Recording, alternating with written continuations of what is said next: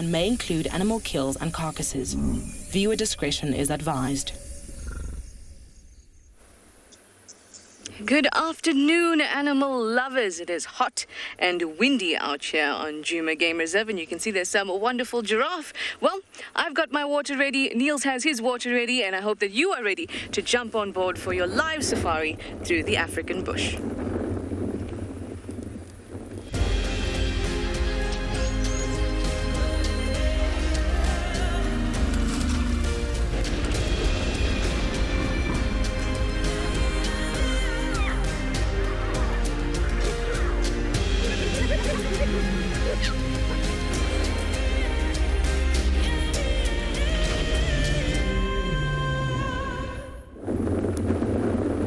Hello, hello. Like I said to you, very nice to have you on board.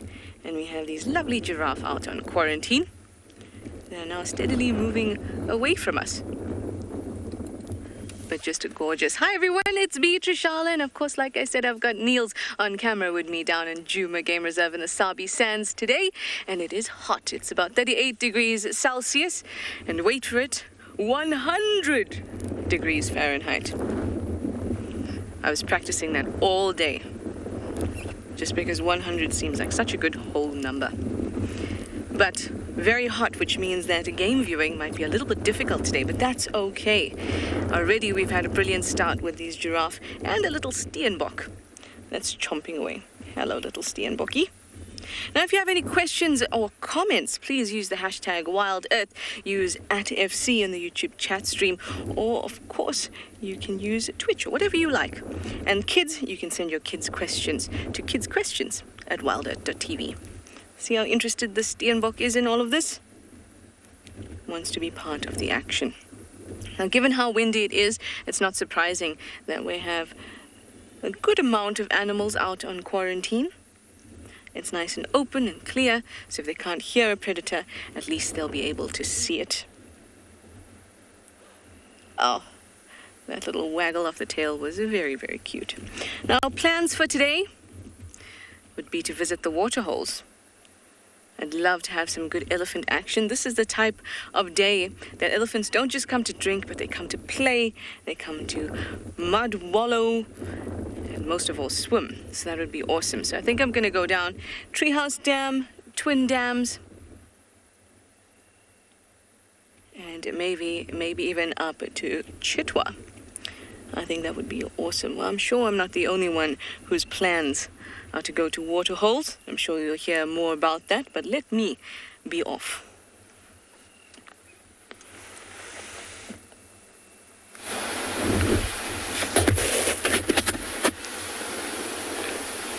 Look what we have here at Ndlovu Dam. One female lioness just chilling underneath the shade. Good afternoon, everyone. My name is Norman CHAUKE, and behind the camera it's OD.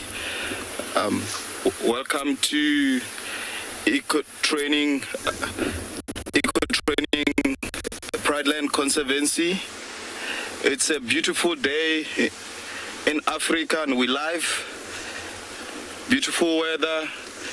This morning was a little bit hot, but now we have like nice clouds, wind blowing, and a nice cat here with us, just right here at Ndlovu Dam.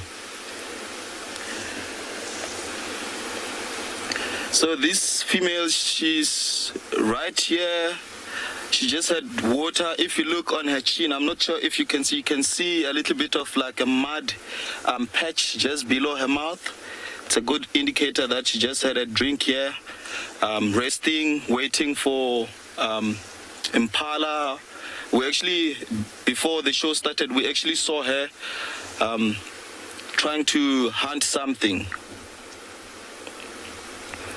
It's very unusual that you get a cat, especially at this age or size or on her own, but here at Pridelands, we have been witnessing a very unique behavior from lions.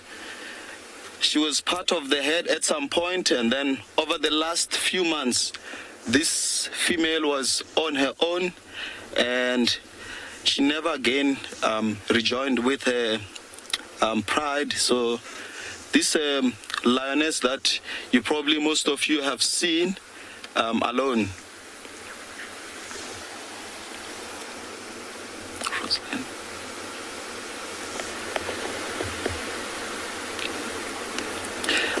Roslyn, yes, that's a very good question, actually. I don't see why not, but if the wind is blowing towards the prey, it's definitely going to be quite hard for the cat to hunt. Obviously, they will smell the animal.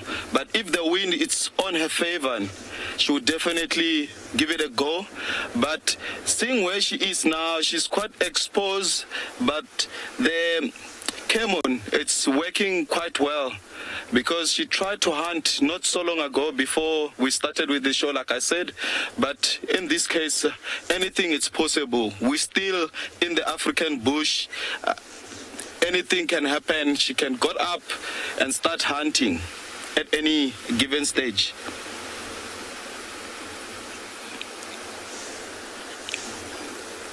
You can see she's just like resting, saving some of her energy for later on.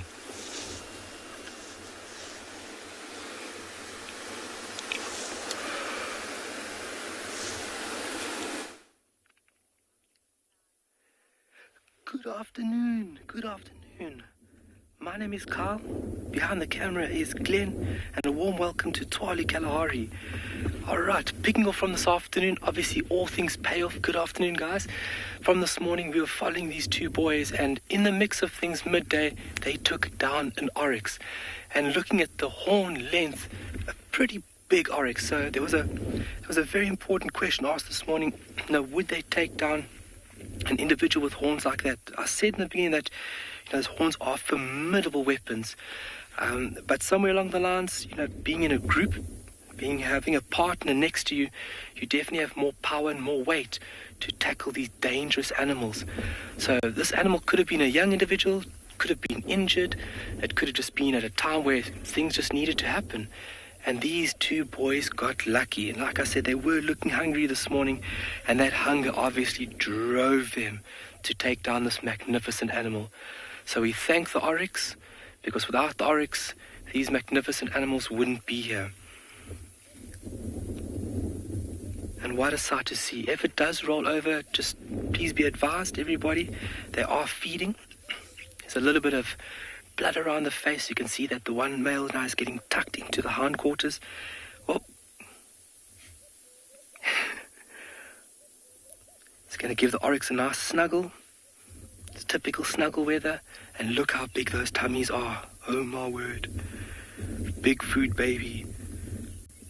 Really distended. So anywhere between 8 and 12 kilograms. We spoke about the intake this morning. And it's pretty incredible to see from the beginning of these boys that we found this morning, and how they were scanning, kind of taking things easy, reserving energy, and everything played out for them. Patience is key, and experience also would have been a big draw card for these two males, because experience is vital to know how to handle this animal. One would have been on the hindquarters, slowing it down, and then when the opportunity presented itself, the other individual would have gone for the throat. Arms around the neck, drawing himself closer towards the neck of this magnificent beast, and then clamping down with all his might. And then the other individual trying to trip it. Still dangerous. Even a swipe or a kick can inflict quite a bit of damage onto an animal like this. Fragile bones, small muscles, so they've got to be careful nonetheless. But they have succeeded. Look at the muscles. Oh my word. Just right. A little bit of a gory part there, guys. Just be advised, please. Well, you can see he wants to get into the shade. He wants to be feeding in the shade. Obviously, the heat, it's quite cool today. But laying in the sun and while you're feeding, you're gonna experience a little uncomfort. And being in the shade it is definitely a lot nicer feeding on your lunch. But how amazing to see this story unfolded from this morning. How incredible.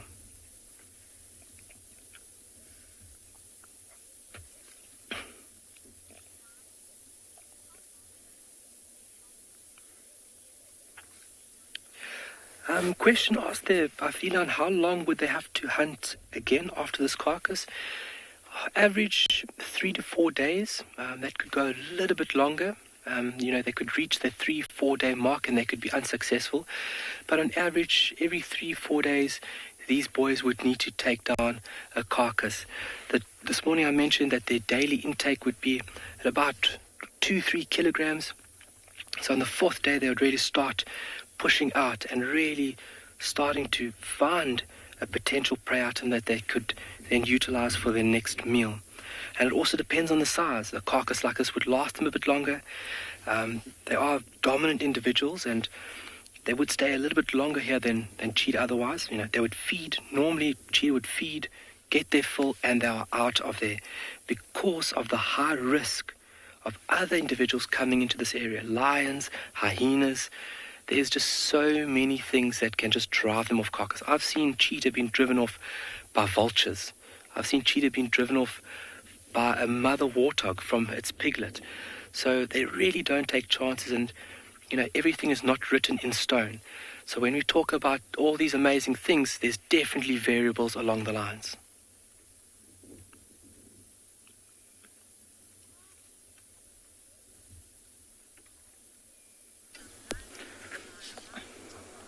Good afternoon and welcome to Ngala, where we've decided to head down to the waterhole. And we have found what looks like a juvenile tawny eagle.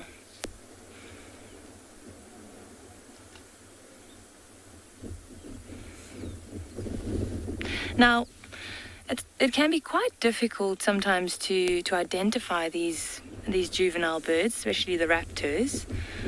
And we'll have a quick look at it just now. My name is Marna, and with me behind the camera is Gert. So earlier I was looking at it with the binoculars, and we were looking at the gape, or the base of the bill. Now, if we zoom in a little bit more, or if we zoom in again, you'll notice that, I don't know if we can get that far in, but if you look at that gape, the tawny eagle's gape will go to the center of the eye, and then the other one that this bird is commonly mistaken for is a steppe eagle, and their gape will extend past the eye. Sometimes people will mistake them for Wahlberg's eagles, but the Wahlberg's eagle is slightly smaller, and they also have a little crest on their head. So I believe this is a tawny eagle. But like I said, it's still a young bird. You can see that he's still changing color. Now, with tawny eagles, you get different morphs. So you get darker versions and you get lighter versions.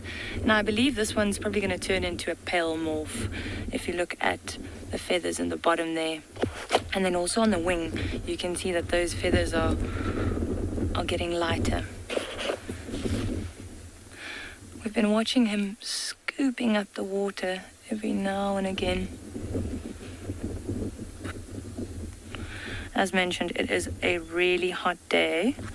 It is about 41 degrees Celsius today, or 105 degrees Fahrenheit. The hottest day we've had this month so far. So we're hoping that a lot of animals will come down to the waterhole this afternoon. We'll do a little stakeout.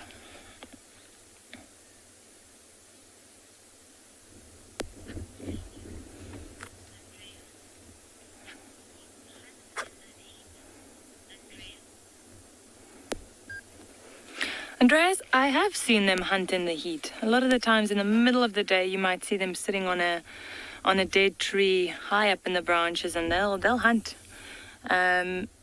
They hunt just about anything. They'll hunt insects, they'll hunt small lizards, reptiles. They'll even hunt frogs and fish if they can. They're very opportunistic. They even scavenge. And then I've read that they also hunt antelopes, like small antelopes, which I've never seen, but apparently they're capable of that. So yes, they will hunt when it's hot. But these tawny eagles, I've mentioned this before, but they're really, really sharp. So a lot of the times when we're looking for predators, if you see a tawny eagle coming down, or battalier eagles, then there might be something. They scavenge as well. So if there's a carcass somewhere in the ground, the tawny eagles will pick up on that. It's a very good indication that there's a carcass.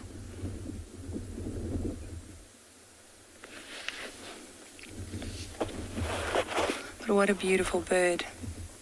And I must say, I actually like this more for when they're young and they're still changing into their adult plumage. It's so beautiful.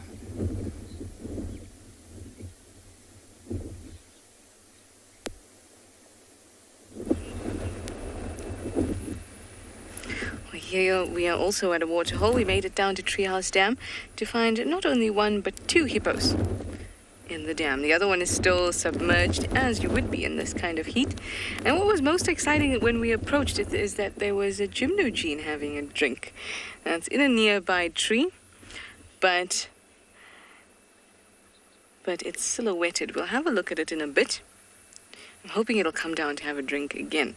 I haven't seen a gymnogene drinking in a dam before, so that was quite cool. Much like how these hippos want to feel. You can see a little bit of that nose popping up for a breath there. And now we can have a look at the gymnogene, or African harrier hawk. There it is.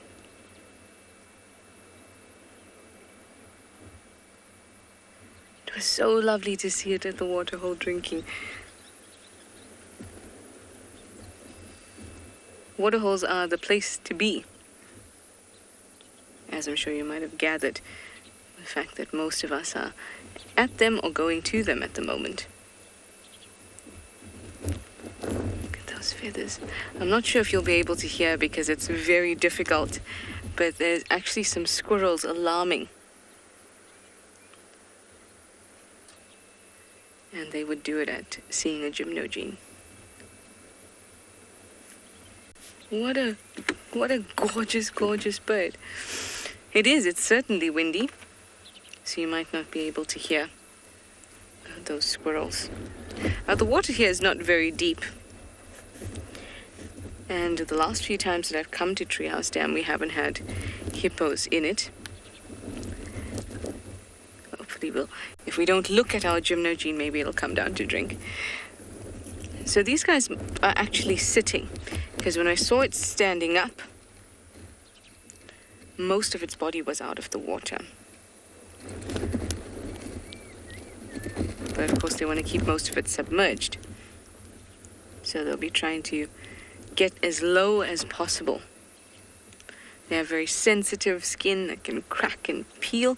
It can actually bleed sometimes, which doesn't look healthy or good at all, as you would imagine.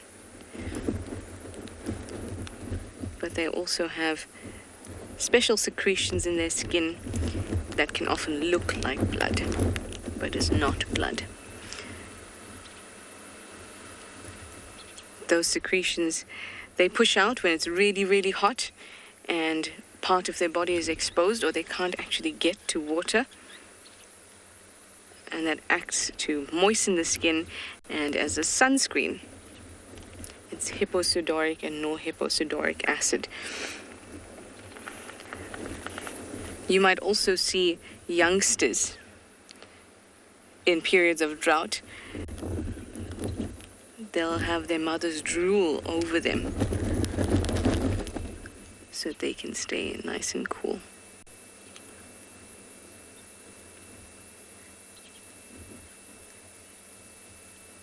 Look at this creature.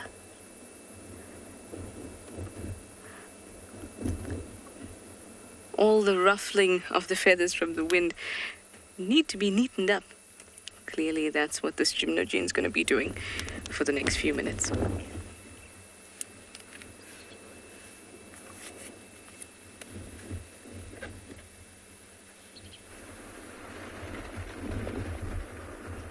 All right, little gymnogene taking the full brunt of the wind, and the wind keeping things cool here for these two boys. One getting tucked in, one brother just keeping a watchful eye out for anybody or anything. And quite remarkable what this all played out for us today, and we could be part of it. So males like this in coalitions, they would obviously be in a stronger position to bring down larger prey. So at one given time, they would eat more meat than a solitary cheetah, for example. So a female, she would almost need to hunt every day. So the mom and three that we've been visiting, for those little cubs, every day or every second day, she would need to go out and hunt for those little ones. Solitary animals, every 2 to 3 days, so would these guys. Give or take what's happening within the environment, weather conditions, animal movements, you name it. And a daily intake between 1 and about 4 kilograms they need to keep those big bodies fueled. Look at the chest moving on that animal.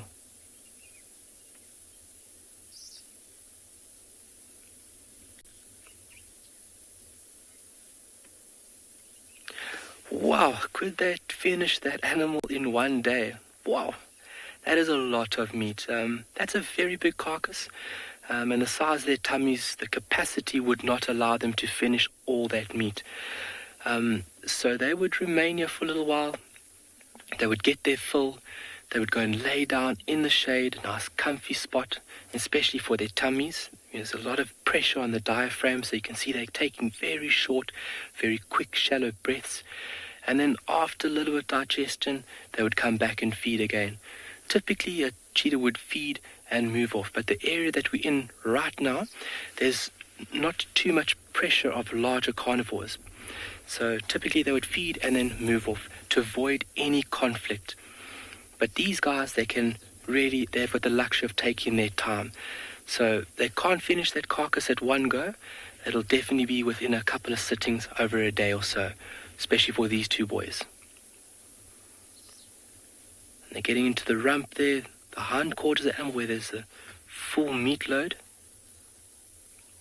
Cheetah have also been known to take heart and liver. They won't go for the intestines, but meat is what they want to go for. The protein, solid protein. You can see there's a lot of flies coming in. So flies also play a very important role in the ecosystem to break down organic matter or decomposing matter. It's also where some flies will actually breed.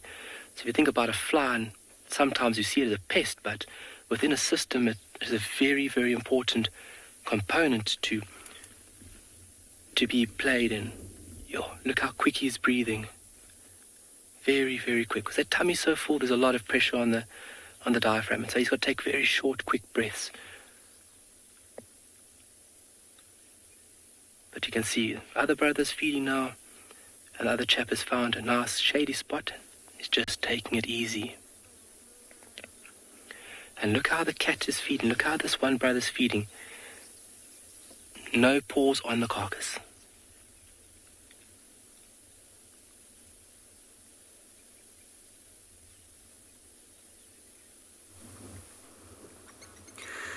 Good afternoon and welcome to Biffle's Hook Waterhole on this Saturday afternoon, where we're looking at a baby blacksmith lapwing.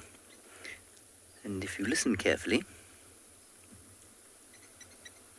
you can hear its concerned parents tinkling away at it.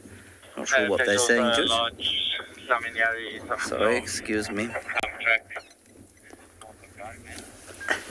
My name is James Henry. Hello. On camera today is BK the Biceps. There is his thumb. His biceps don't fit on the camera. They are too large. Let us go back to the plethora of birds we have here. We have got 2 cattle egrets as well. There they are, resplendent in breeding plumage. We have a number of grey herons, which is quite unusual. If you go towards the right-hand side there, you'll see some grey herons, 1 adult two youngsters, two juveniles. And why this is interesting, and I read this today actually, is that the grey heron, being an Afro-Eurasian species, has just been found in the United States. And I think that's rather interesting, on the East Coast. I think on Nantucket first, and then, if I'm not mistaken, they've made it to Maine. One or two individuals, and really would be quite interesting to see if more than one gets there and a population of these birds becomes, I suppose, established in the United States, and then, well, who knows from there where they could go. Be fascinating to follow.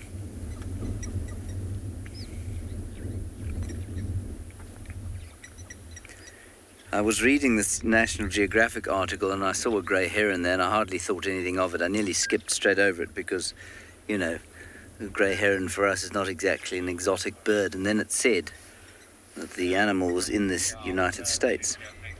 And I thought, that's odd, I didn't know they had them there. And so it was that I found out that they didn't hitherto. Now, what we're going to do is just sneak very slowly forward, simply because Tlalamba was found at this waterhole this morning at about 11:45. So 1/4 of an hour before midday, and she was found in that inlet over there. And so what we are going to do is train the camera and our binoculars on that inlet and see if we don't come up with something. So far, one more grey heron, a gale force wind, and not much else. Now, what is quite interesting is that the wind has changed direction. So it was like being in a blast furnace earlier today, and now it's changed from northwest to southeast, and it's quite cool. So I think there's a front moving in, which will probably be here by tomorrow. We'll look for Tlalamba and see if we don't get lucky.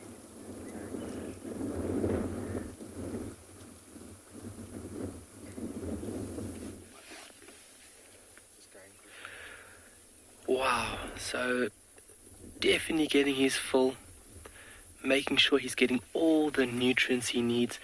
When it comes to animals being out here, ladies and gents, it is vital. When you have an opportunity to feed, you take it.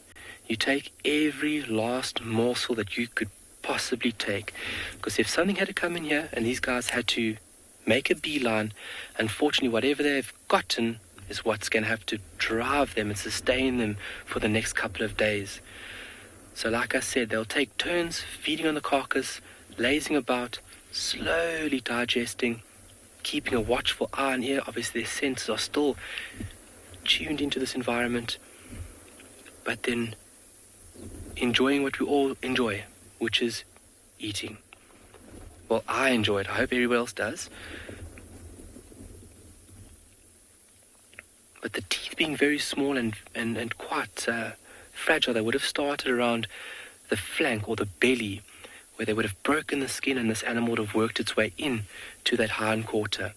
They'll use the hind quarter first, they might go into the shoulders, and then a bit later, in the mix of things, they could go for the heart and the liver. Intestines will be discarded, the bones will be discarded, and so will the skin. That is left for other animals within the system that basically play the role of cleanup and ensure that the system is clean, healthy, and functioning. Hyena would come in a bit later, maybe tonight or tomorrow morning, early hours.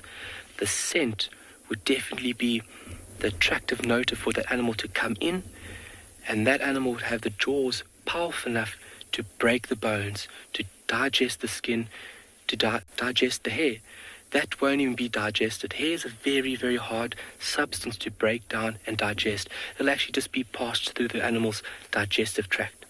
And if you take a look at a hyena, it has stomach acid more corrosive than that of acid. And they are definitely the role players here of cleaning up these carcasses once these predators are done. Oh, lazy weekend.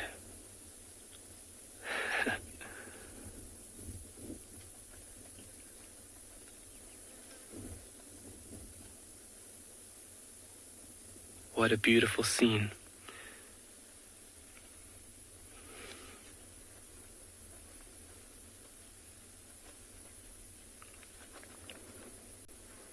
Cynthia, what happens to the horns once they are finished eating?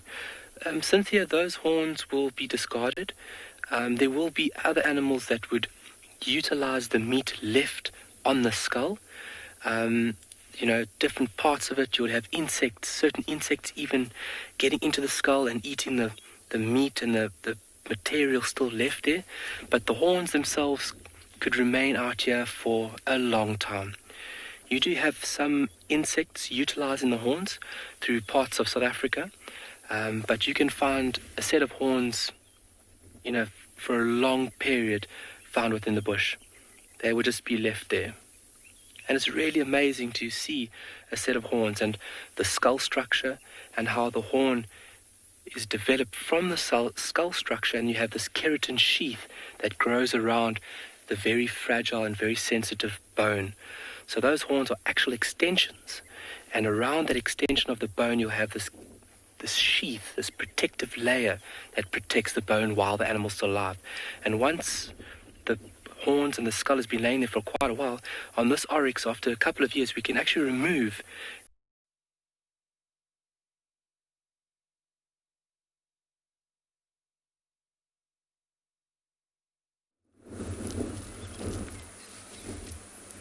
Sorry about that, guys, but we are at Twin Dams, and we found the Nkahuma Pride from this morning.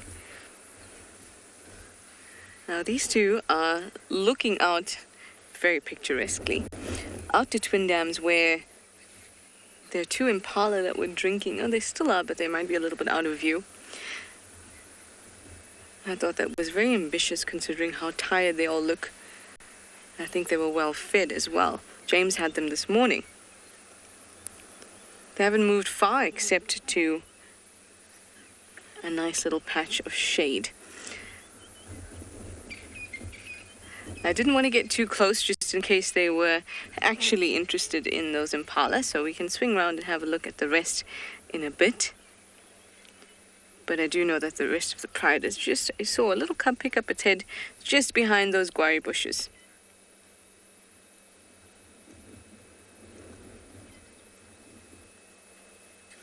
You can see some resemblance of animal behind there. I promise you, it's a lion.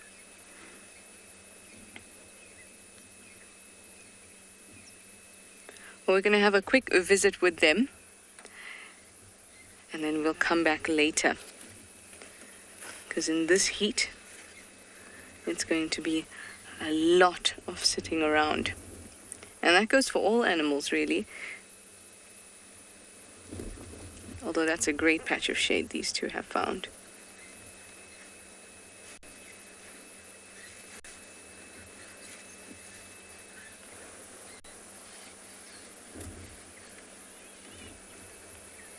They're still giving those impala a look, but the impala have started to move off already.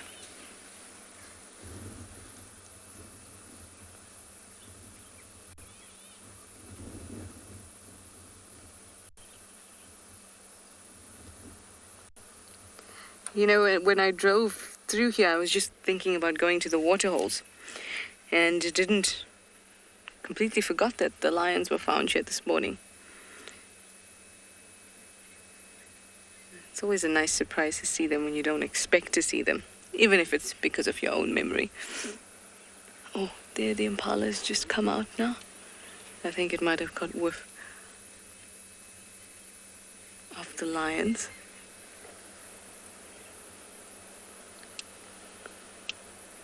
Not doing anything yet.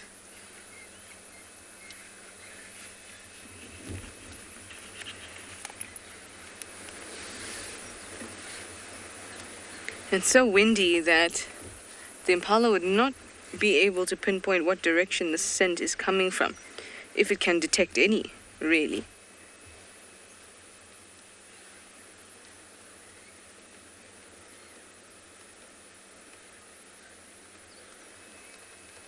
There it is.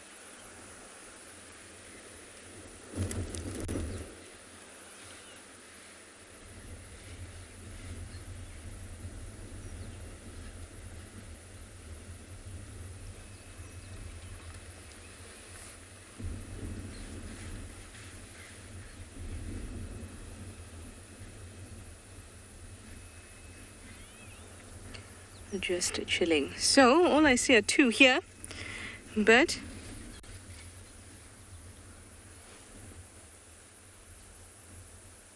sugar bits. You would like to know if the sand is cooler than the grass. Is that where the lions are on the road? I don't know. I don't think so. But the reason the lion is on the road, or these two are on the road, is because that patch of shade would have been there for a little bit, so that bit of ground will be cool. If that bit of ground was covered in grass, it would still also be cool because it would have been sheltered from the sun. So the most important factor there is not the substrate that they're on, but rather how long it's been baking in the sun.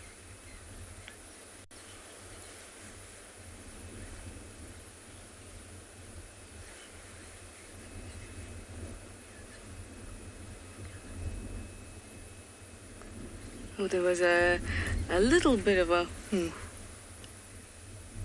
from them. I'm going to try and swing around and have a look at the other guys. Maybe we'll be able to get a cub count and a lioness count.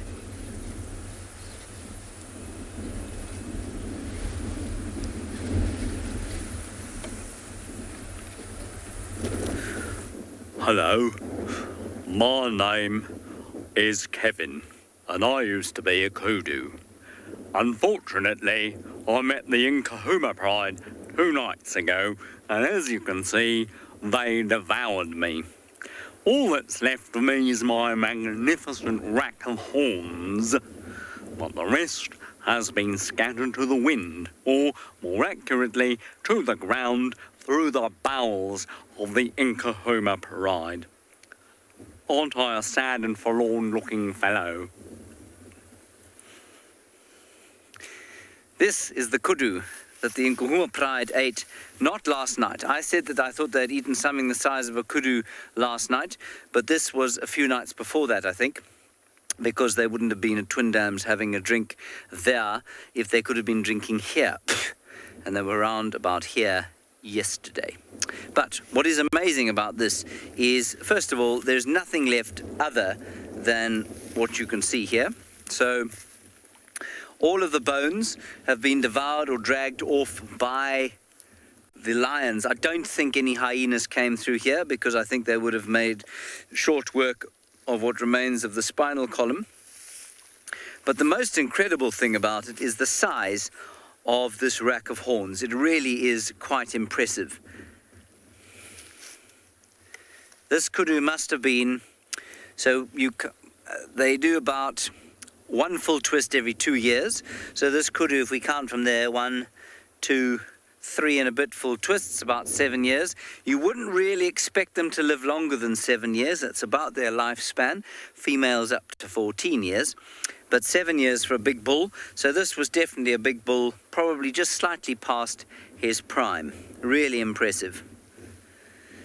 And what amazes me, because I can't understand it, is that the hunters who will go after something like this and shoot it, which I really just don't understand, they derive the wealth or the value of a kudu by the width that its horns spread like this. So they'd measure it in inches, and that's how they would define and value this kudu as a trophy. The Nkahuma Pride valued it by the tenderness of its loins, its fillets, its sirloins, its rump, and all the other nice cuts that they devoured a few nights ago. So there it is. Kevin the kudu, no longer. Goodbye, Kevin. May you have a lovely day, wherever you happen to be in the ether. Someone's going to get a big fright when they drive past that thing.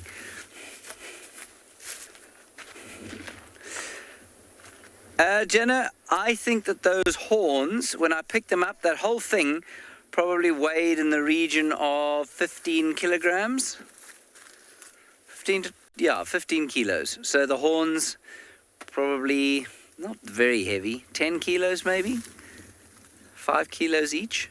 still quite heavy if you think about carrying that on the top of your head. Right, we've had no luck with Tlalamba, but we'll keep on looking.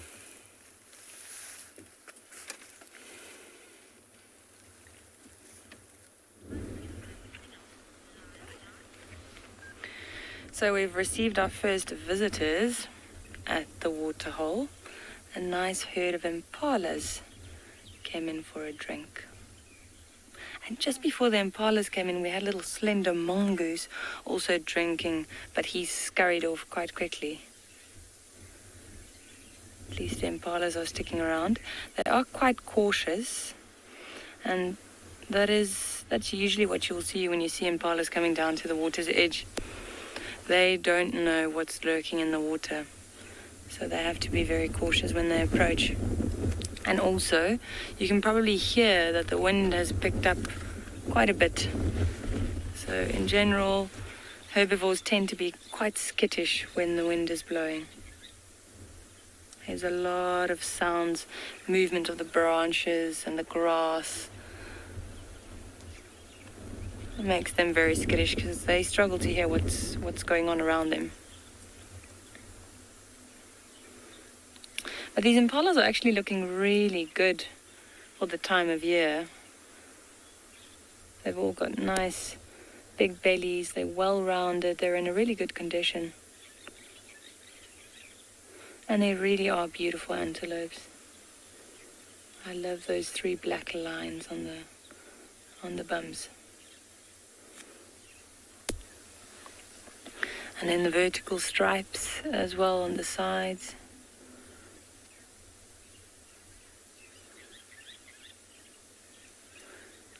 They are really beautiful. So delicate as well, if you look at the face. The one that's drinking below here, she's got an oxpecker on her head. Oh, look at that.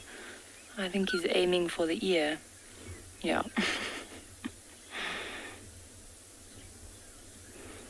Trying to get it off. There's another one on the ground. Look how muddy her hooves are and the ankles. If you look at the front legs. Now this can be quite a dangerous place for them to come and drink, especially once this water starts drying up. There's a good chance that the impalas might get stuck in this water hole. And we've seen it quite a few times before where the impalas or the antelopes get stuck, and then the hyenas or other predators will come and fish them out of the water hole or mud hole. It seems like they're moving off now. You can see the 2 of them just browsing for some leaves there.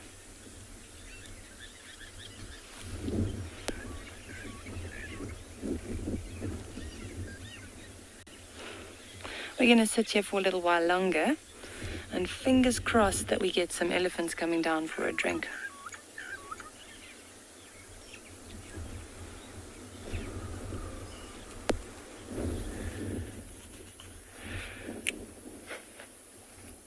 Well into main course here.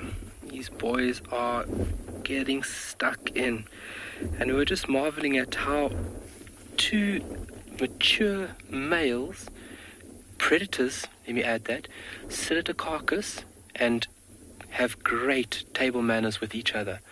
Unlike lions that have to really fight their way in to a carcass to get a potential meal, these boys could sit calmly right next to each other feeding off the same carcass. It's quite remarkable, and that shows you how strong this bond really is. Well, look at the power in that animal.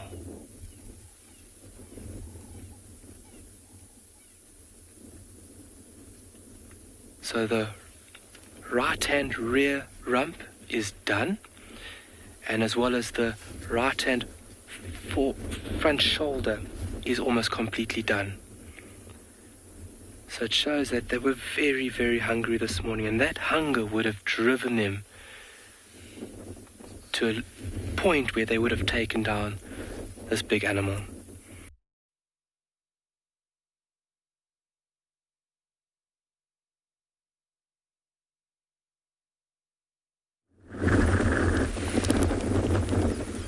Sorry about that, guys, but we're back here with the lions, which will get swallowed back in no time. I've managed to move over, see the rest of the pride. There's a cuddle kerfuffle going on there. So I think the two lionesses that we saw in front, after having a nice good look at them, seem to be Ridge-Nose and the oldest lioness that has now passed away. The oldest lioness's daughter. The one that was the sister to the Inkahuma male. So that looks like those two that were sitting up in front, scouting out the dam. And over here, we just have one big lion puddle. So there's at least 6 lionesses here at the moment. And that's just judging from body size, because I don't see, or I hardly see any faces.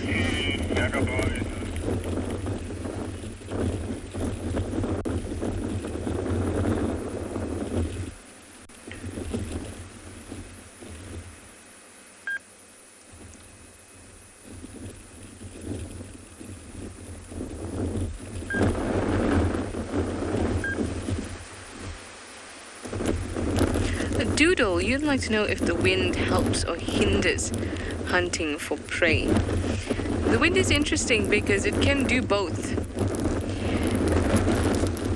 Just gonna, like that, very, very windy now. So it can do both in the sense that all the animals out here, if the prey can't hear properly, then the predators can't hear as well either. It's not as if the predator's hearing is so much better than prey species. It's always an evolutionary arms race. One's ability, whatever ability it is, gets better, and then the prey's also gets better, and the predators get better, and it just keeps on going. We call that an evolutionary arms race. But the advantages for the lions or for predators is that they can sneak up on their prey species, so they can rely more on other senses. Look at this girl. And by relying on more on their other senses, that can help them a lot, and also they're focused on getting that prey species. Now for the prey species, the advantage is that the smell of the predator is all over the place, but they will not be able to pick up direction because the wind will move the direction of, or move the smell around. But they will know immediately that something is up. So there's lots of pros and cons. Prey species are also a little bit more skittish. They're the ones that are going to die. So they might be a little bit more excitable and less focused, whereas the predators will be absolutely focused on getting somewhere or something. Which means that they're not thinking about where the smell come from. Did you hear this? I didn't hear this. Where's the rest of the herd? Oh, everyone's getting up now. Moving over.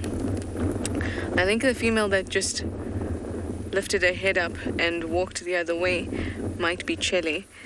Unfortunately, I had my head looking the other way, so that the wind wasn't coming into my mic. But that cub looks quite young, and that's suckling from her. But we're going to sit here and figure out who's who. Hopefully everyone will get up and show us their faces.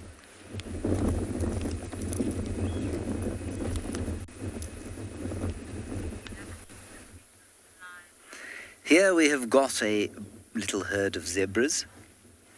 They are out in the open, quite possibly because it is windy, as you were discussing with TRISHALA. Very relaxed, probably quite relieved as we are that the wind has changed direction and is cooling them. The light is still very harsh at this time of the afternoon, at this time of the year, when there's so little colour in the actual bush. The colours seem to come out when the light softens. All the different shades of honey and copper and gold. But when the sun is this high up, it tends to look a bit blown out. This chap is possibly resting his head on that marula tree.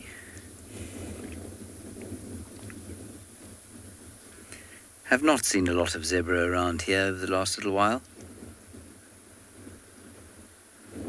And perhaps the grass that remains on Djuma is attractive to them.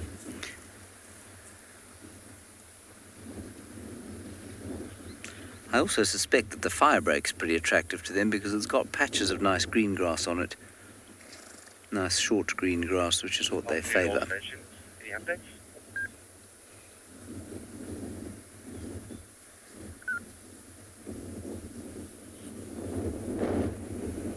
And those two, well, zebras often stand like that. Even horses stand like that with each other.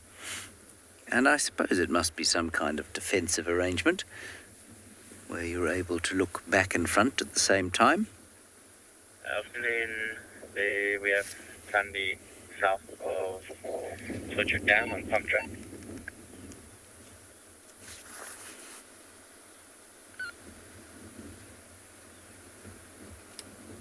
And you can hear the wind howling through the trees.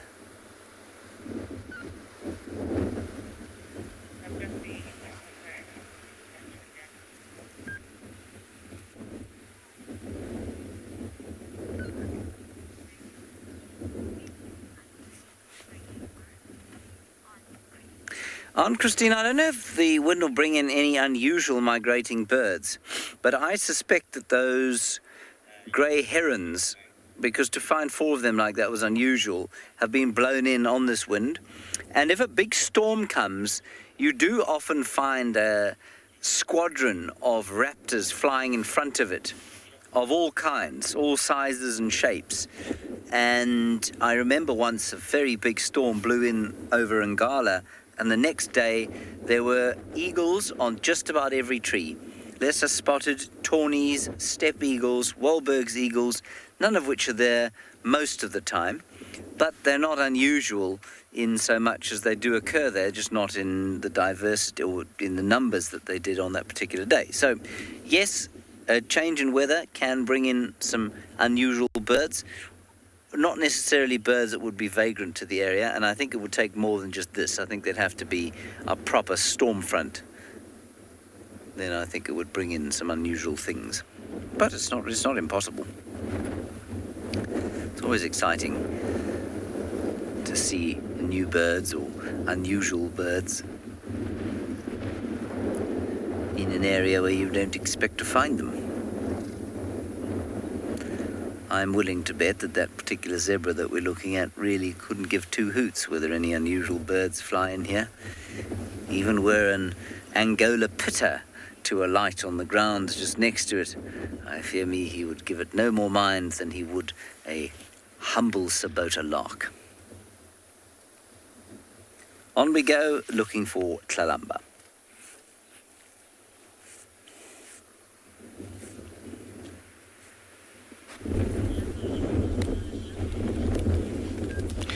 So not much has changed on this side. We're currently just watching some red-billed oxpeckers on the edge of the water, just having a little drink. And then you can see, if you look at the water, you can see all the ripples on the water there. So the wind has picked up quite a bit on this side as well. There are some hippos in the waterhole, but we just see the nostrils every now and again. They're also taking cover right in the middle of the waterhole there. I think they're completely submerged now. It could take a while before they come back up, and they could stay under there for 6 minutes if they wanted to. There's one's head. There you go.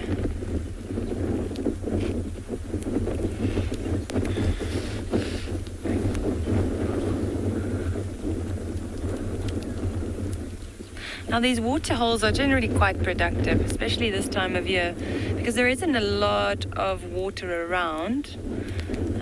These larger bodies of water tend to attract a lot of animals.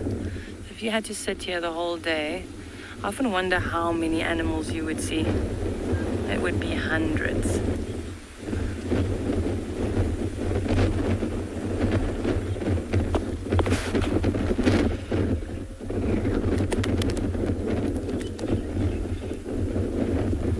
I think with this breeze, it is nice and cool where we're sitting at the moment as well, even though it's 41 degrees Celsius. I think that we should continue and see what else we can find. We'll leave the hippos to their waterhole.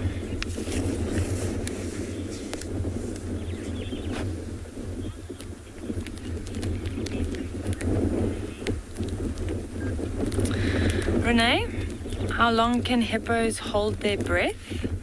So for about 6 minutes.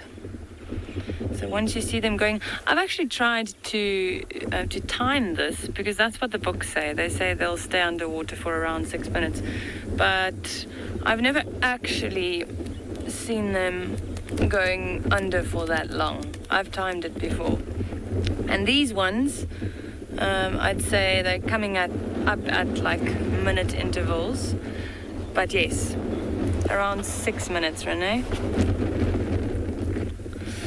I think earlier we counted about 5 hippos here, but it's quite difficult to say now, because you only see the heads popping up every now and again. Right, so we're going to continue and see what else we can find.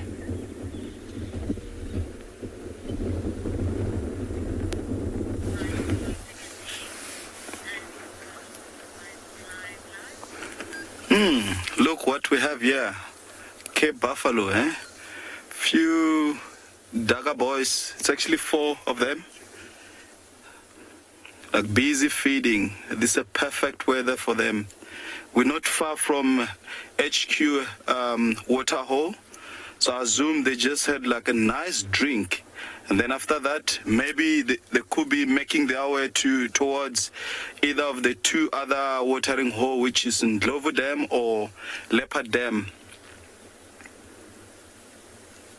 The weather as well is starting to change. Eh? I just had like, I felt some few raindrop.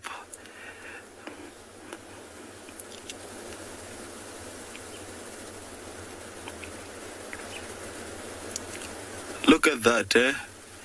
You can tell this is a very, very old buffalo bull, eh? They're also known as dagger boys for rolling in the mud and sticking at the back of the head. Normally, this is a normal scenario that you find that few bulls will just lag at the back of the head, or they will go on their own, like forming a bachelor group, so consisting only of like male, and they'll just let the other head or the entire head to just continue with their normal thing, like where you get like calves, sabadhat, cows, etc., etc. What I'm also seeing is that the one far right is feeding just next to a termite mound, and that's a fungus growing termite mound. So obviously these guys, they play a very crucial role in our ecosystem by digesting plant material, which later on act as nutrients in our soil.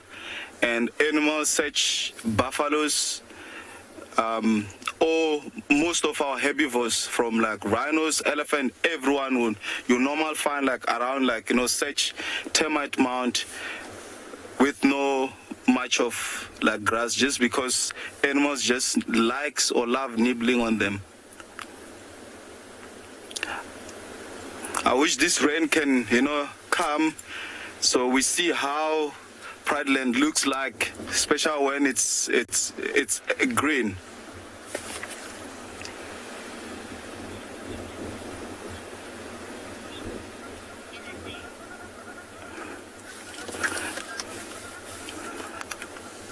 Good question. Good question. I did not catch your name, but I'm not really sure how much they can eat a day. But I can go and, have a look, and I'll come back to you. But knowing their digestive system, they don't need to eat so much because they are what we call a ruminant.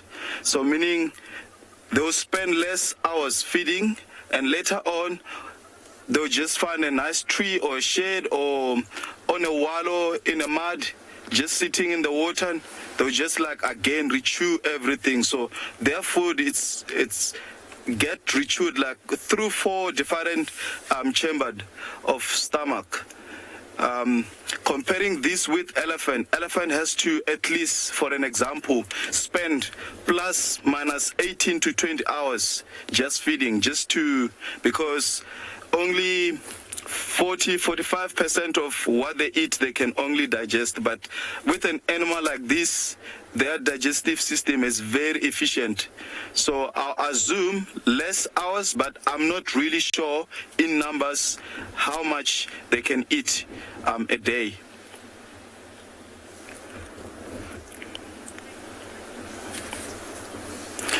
They're slowly starting to move in the thickest. We'll just leave them.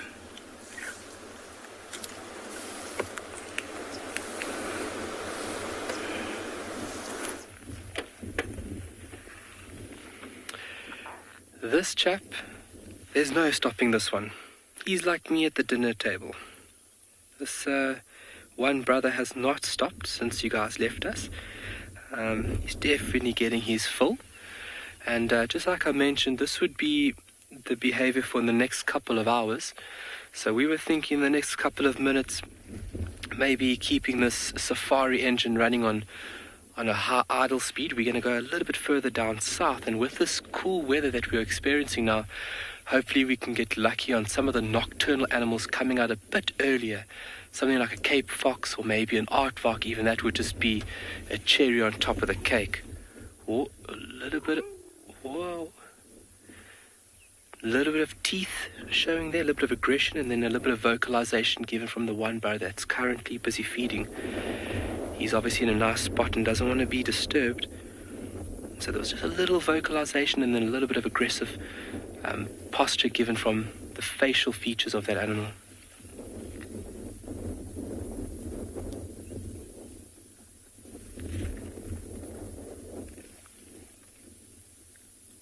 Or he's just helping his brother out.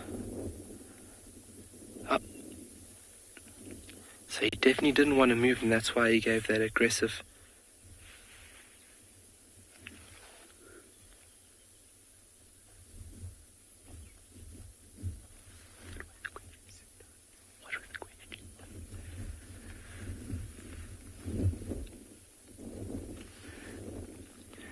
But this will plan out for the next couple hours. They will laze about, and these boys know that they are quite dominant in this area, so they'll more than only likely move off early hours this evening, maybe even tomorrow morning off this carcass.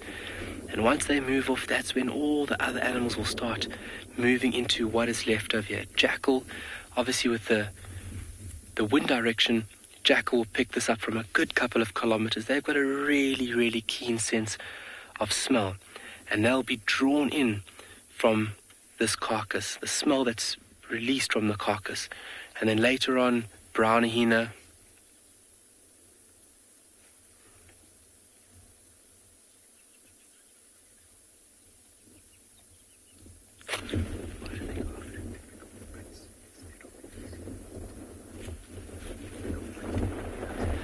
So there was a question there, why are they going after those areas instead of the easy meat?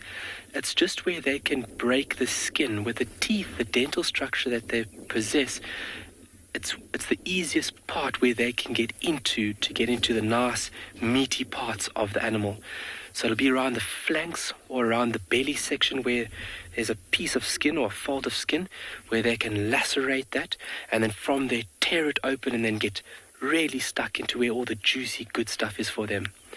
And then they're not able to tear and rip, thicker flesh found within this carcass.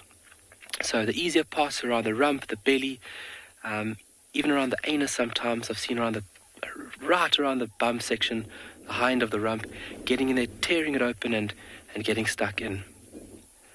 Using the carnassial shears there, the brother on the right, allowing that very specialized set of teeth to shear and cut through that flesh.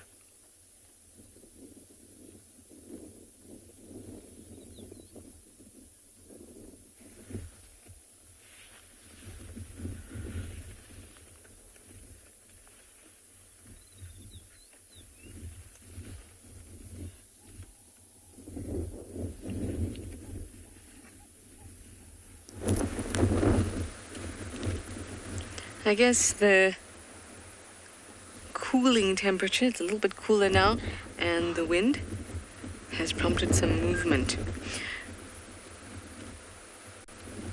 One lioness has gone down to drink.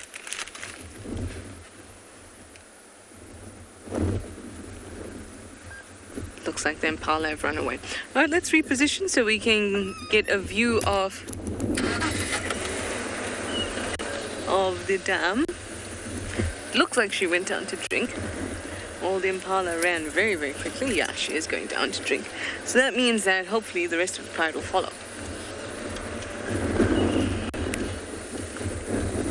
So I think I see 6 lionesses.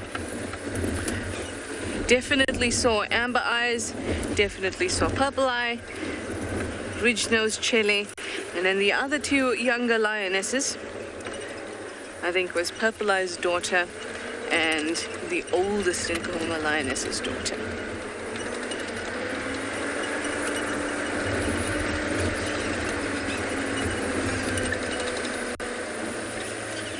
There we go. Okay. 20 seconds and we'll be up at the dam and we get an excellent view. Instead of rushing it. Makes them feel safer to drink too. And then, oh, actually here is a stunning view. We'll be able to see them come through.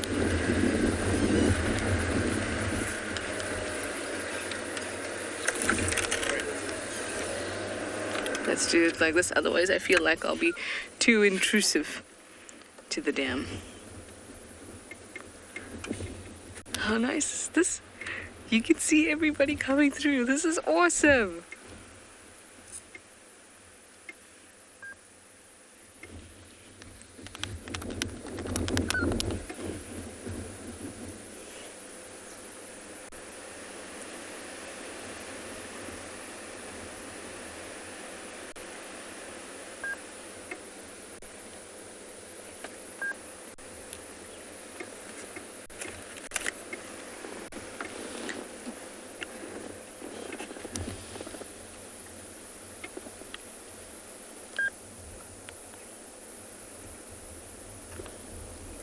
That's just great.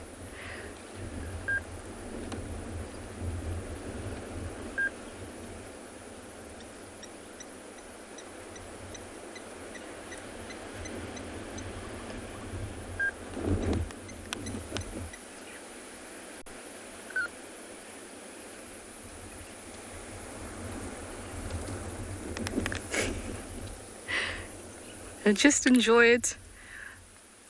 There's nothing I can tell you except that I'm very lucky to see this.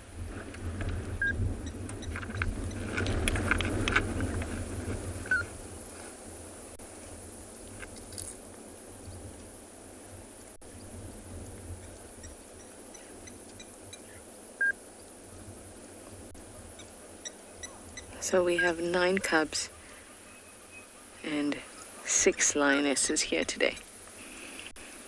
That was an awesome way to actually get to count them as they all came down.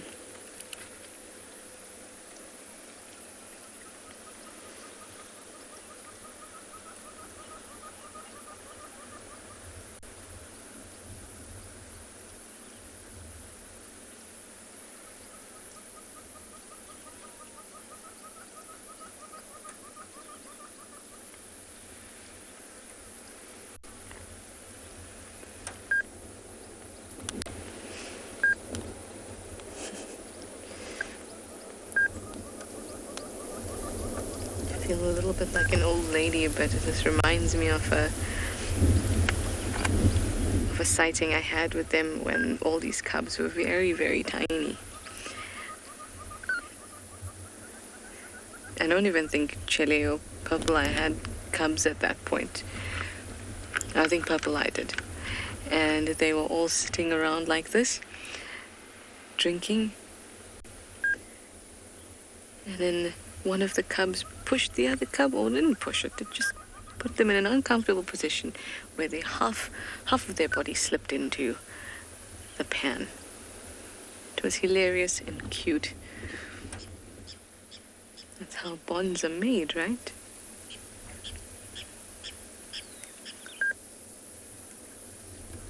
I had a wonderful comment about how special this sighting is. I'm just gonna grab that name again.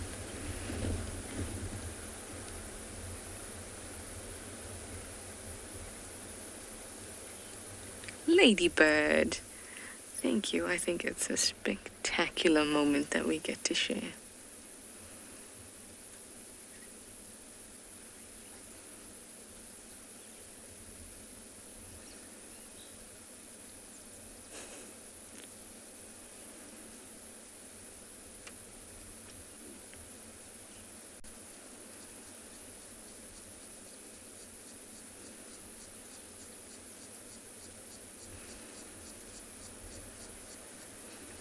This will be the biggest fright for any animals that want to come down and drink at Twin Dams. See a whole pride of lions waiting for you.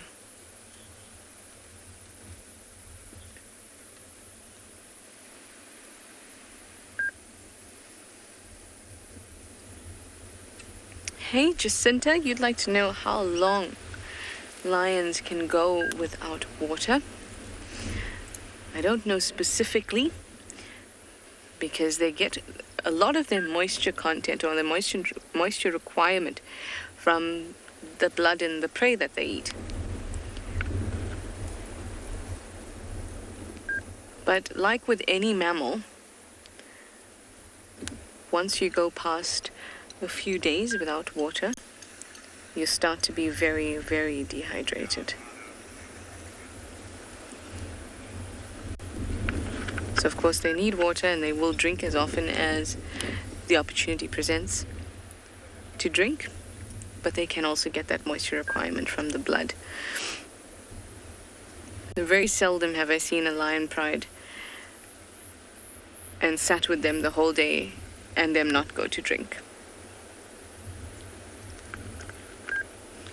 And if you've watched them at a carcass, you can also see how blood can make up a lot of that moisture requirement, because the internal cavity of an animal, the blood kind of pools there, and it is literally a pool of blood, and you will see them lapping it up too.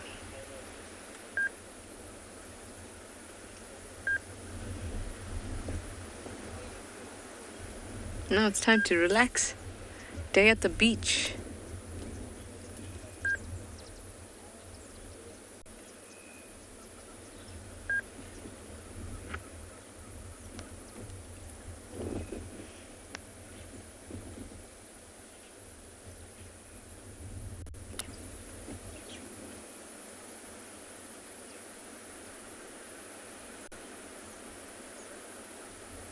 That was just lovely. Thirst quenched. It's actually cooling really nicely. Perhaps it'll be an unlucky day for any herbivore that comes along to have a drink.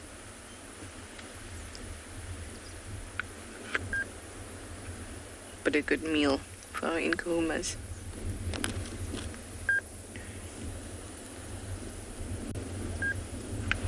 Sorry about my game drive radio beeping like that.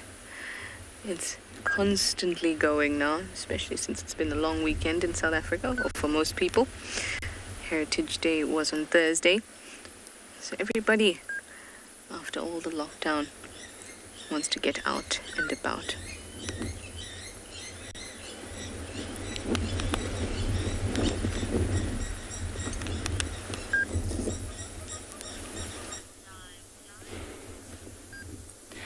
So, we've been joined by 4 beautiful buffalo bulls. And all 4 of them quite large. As mentioned, beautiful specimens. Little oxpeck is also riding their backs. Now, these buffaloes, I'm sure you've seen this on the show before, but they normally they travel in large herds. But these older bulls, a lot of the times, if they pass, or when they pass their reproductive peak, and they can't compete for dominance anymore, then they get pushed out of the herd. And then you'll find them either by themselves, or they form little bachelor herds. Now, these guys, especially the ones in front, they don't look like they're in poor condition. So sometimes what you'll find is that these bulls might break away from the larger herds and they'll form little bachelor herds just so it's safer and they're not by themselves. And then when the time comes, they'll rejoin the larger herds again.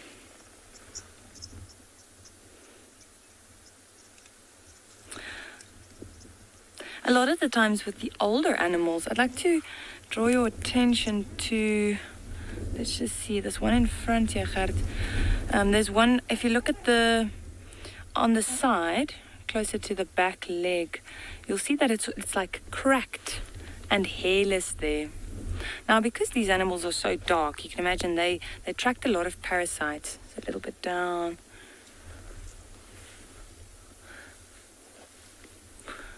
Slightly up, yeah, so just next to the base of the leg there, you'll notice you can see it quite nicely on the third one there, actually.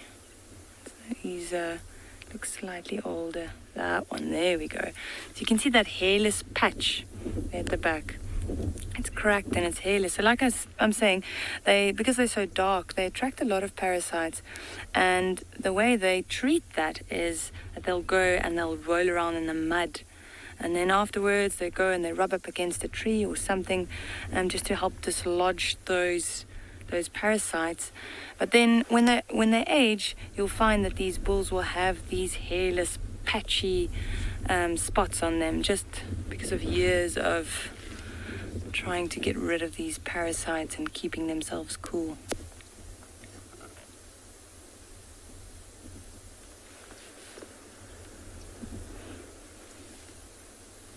Now have a look at this buffalo's horns and how you can tell if it's a bull or a cow by looking at the horn is that the bull has quite a large boss. Now the boss is the part in the middle there. So you can see it almost looks like he's wearing a helmet, and the females don't have that. The females have quite a flat horn and then also like a layer of skin that covers the middle of the head there.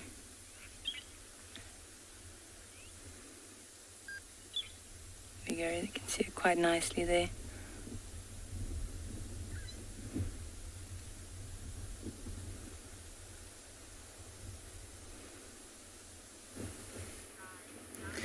Here we are with 4 buffalo bulls at a waterhole.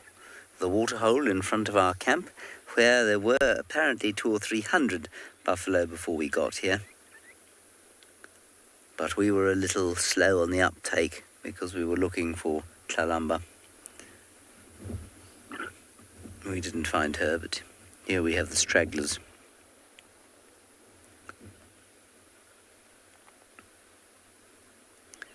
They seem to be looking at another buffalo behind the bushes and not really knowing what to do about it. Now, this is quite a nice time of the year for game viewing, as I've mentioned many times, because it is so dry and the water's all concentrated, and things like buffalo have got to come and drink probably twice a day because the food is so dry. And so their movements become a lot more predictable than they are at other times of the year.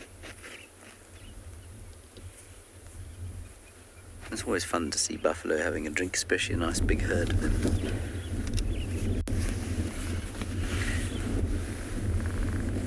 The rest of the herd apparently is headed off towards the east. And I'm sure these old bullets will follow. That's the kind of group of bulls that will eventually become a group of Daga boys, as they call them. I just want to quickly correct something as these Daga boys head off. It's not D-A-G-G-A, because that's not a word. Well, it is. Dacha is a word, which is a word for marijuana. And these are not marijuana boys. Some of them might be, but that's not why they're called that. The word daga comes from the Zulu word umdaga, which means mud. And so, strictly speaking, if you're writing the word daga boys, it should be D-A-K-A. If you were vaguely interested, you might not be. You might wish that I just shut up. Let me go backwards a little bit. You might say to yourself, you know, I didn't come here for a lesson in Zulu spelling. Oof, that is pretty rancid. A cat has definitely relieved itself here at some stage. Maybe Tlalamba is close by. Anyway, there they are, emerging from the bushes. The Umdaga boys.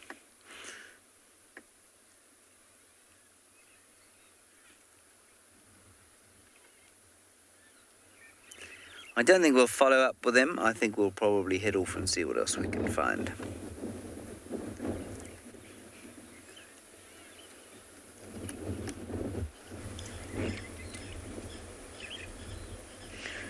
Most of these lions have moved back to the spot that we first saw them in. And they've finished their drink. That was such a lovely sighting.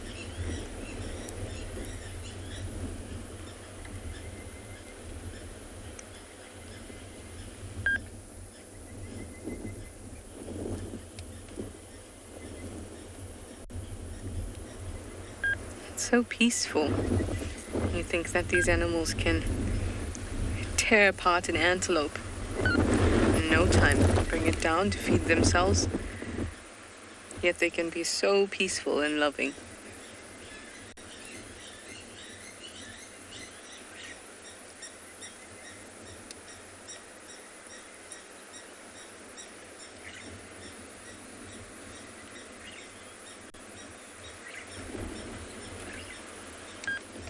Three stragglers left. Will you get up to move?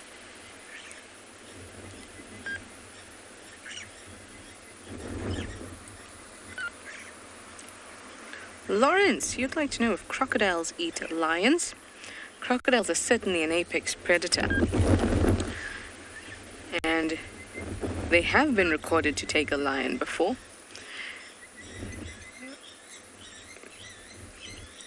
But it is not as if they go in search of a lion, that they prey on lions. Lions come to the water's edge, especially if they're sick or injured and they may not react as quickly. And then a crocodile could certainly kill one.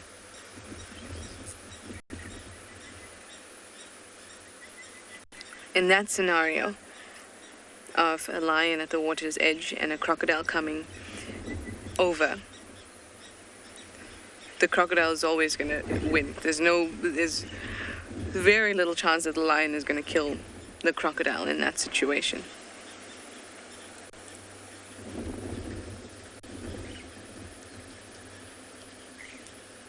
Crocodiles are formidable and not given as much credit, I think, when we think about predators and the kind of untouchables when it comes to that. Crocodiles are one of them.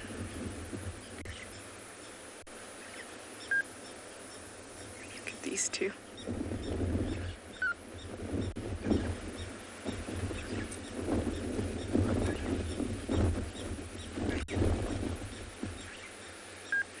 So difficult for me to tell the cubs apart. It's easy to recognize Ridge-Nose's two boys, obviously because they're boys and they're big.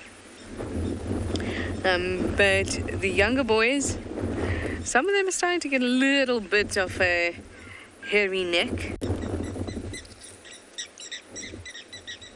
But it is difficult to tell them apart. Some blacksmith lapwings that have gotten their attention. You saw when they looked up there? You can hear the lapwings.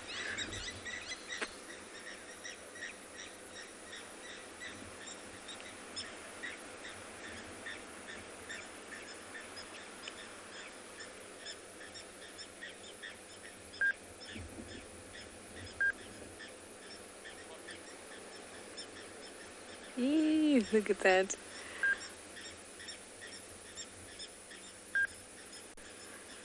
There's so much love and just like companionship that exists between all of them. And it's not just that it exists, they display it to each other so much.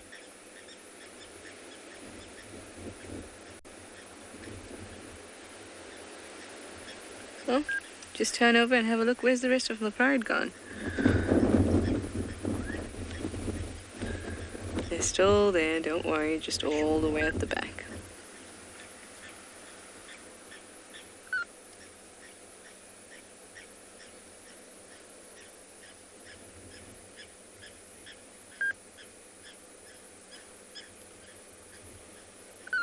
There we go. Well done, Niels. I didn't even see them on the screen like that. Through those branches.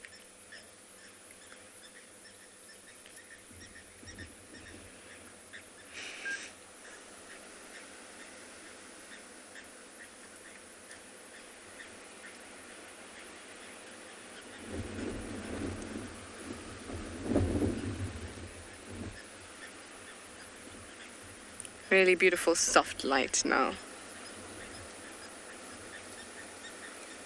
It's actually very nice for my eyes because it doesn't feel like the whole day, where the whole day it felt like it was just white light all over the place. And now it's lovely and soft, and they've moved back to their usual place. So I think I'm gonna swing round too.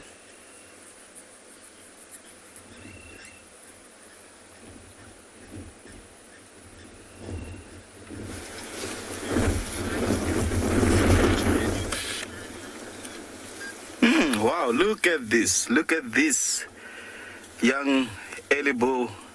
We just had like, a really overwhelming experience with one of the cow entertaining us not so long ago. But look at this little champ here trying to work or to use his trunk, learning how to use it properly. So this is the same herd that we spent time with this morning.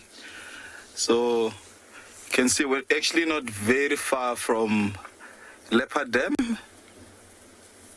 So you can see they've been slowly, very slowly moving away from Leopard Dam, heading in an easterly direction, just feeding.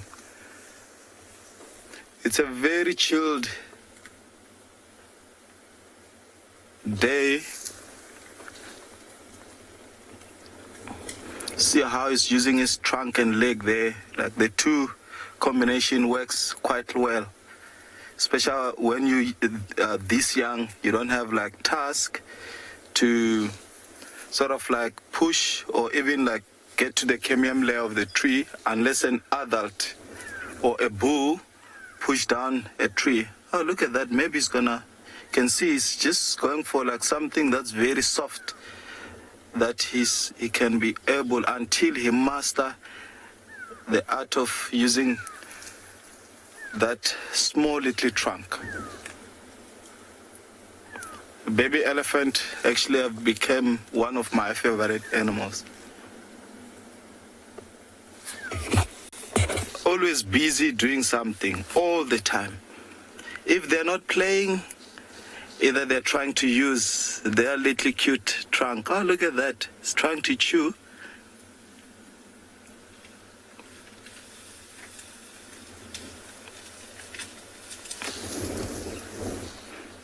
So now you can see this elephant are using whatever opportunity that's available, special food-wise. We're in an area where there's like a nice, good patch of brown grass or the dry grass. So it's not that much bad. Just using whatever opportunities these animals will have, like I mentioned earlier on, that they have to be feeding and spending so many hours feeding just to meet their body mass. And by the way, Ruth, I just checked on that information on how many kilograms do buffalo can eat a day. So I just did some quick research, and it's between 25 to 30 kilograms a day a buffalo will feed. That's like special for like an adult, somewhere around there.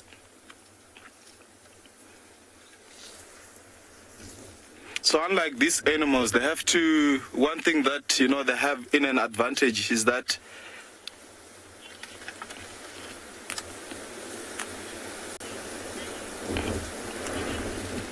Tracy, I agree with you. These are very special animals, very special animals. I'm not sure if you guys have actually noticed on the ear of an elephant. It actually looks like, the map of Africa. I'm not sure if you have paid attention. Look at that, African elephant. Ear looking almost like the map of Africa.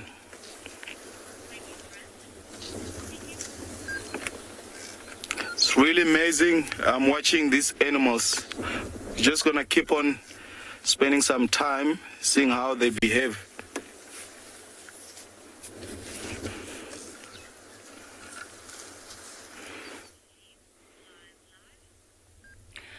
So we've come across quite a nice journey of giraffes, and it's quite interesting what's happening here. So on the right you've got still quite a young bull, and then on the left is a female, the one that's feeding there.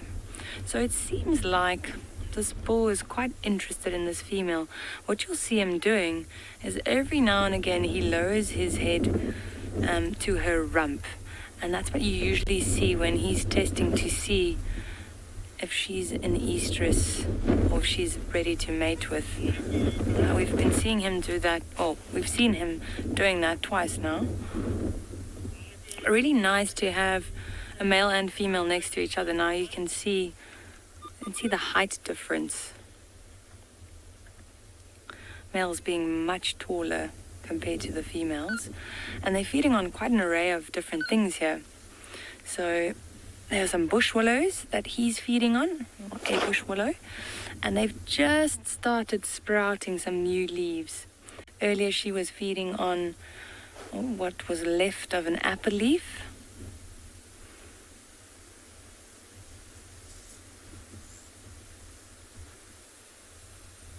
Little oxpecker sitting on his horn there. Yeah, but she's much shorter than him.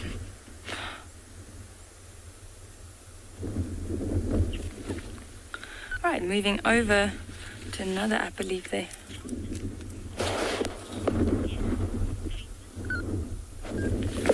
Caitlin, how tall do giraffes get? So a male giraffe will be around 5.5 meters, sometimes up to 6 meters.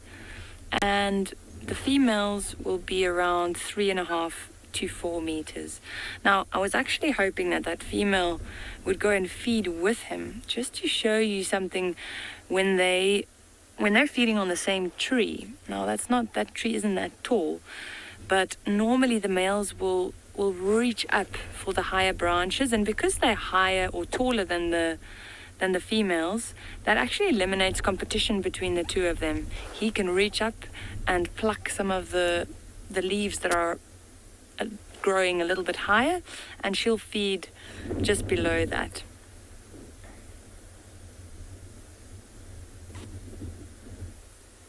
Here's an impala with them as well. It's a good place for this impala to be, hanging out with the giraffes. Safety in numbers.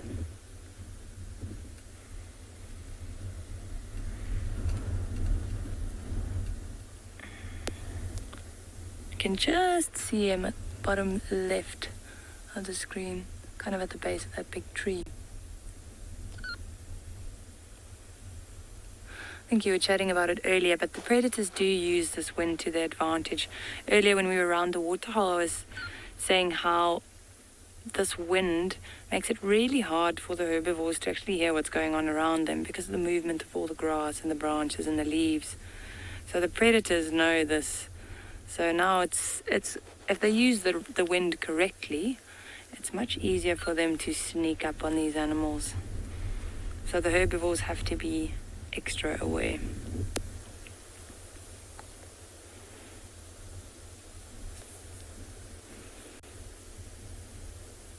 She's bending down quite low, feeding on those new shoots there.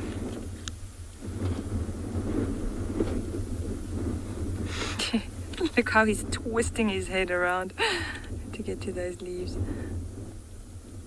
Oh no, he's just scratching his neck as well.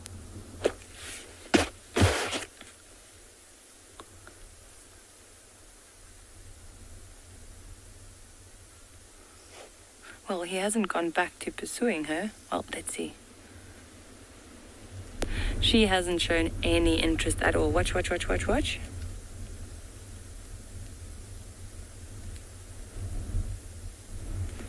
Definitely interested. Now, I've actually watched a pair of them once where the male is doing exactly the same thing. And the female also not interested. And eventually he was chasing her around the bush. She was running away from him. And they were just running around the bush in circles. Like she was just trying to get away from this bull. It was quite funny. But he doesn't seem that persistent. He's more interested in the food.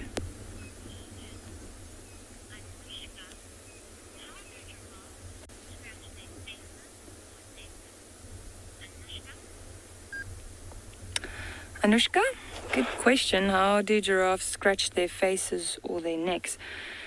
So, yeah, they'll definitely go up to a tree and they'll scratch against a tree. There are lots of large trees around this area. So they'll just find a nice branch and that's where they'll scratch their face or their neck. He was actually doing it a little bit earlier. Whilst he was feeding, you could see he was kind of scratching the side of the neck there. And you find that with a lot of the larger animals, elephants as well, they'll scratch against large trees. Buffaloes will do the same thing. Rhinos. Well, any animal out here, you know, when there's a hard to reach spot, they'll just go rub up against a bush or a branch or a tree. And then often we find these rubbing posts out here. And a lot of them are very smooth. Like if you touch it, you'll see like it's been well used. See the little impala in the shot there now as well, front. Okay, I think we're going to continue and we'll send you off to one of our other guides.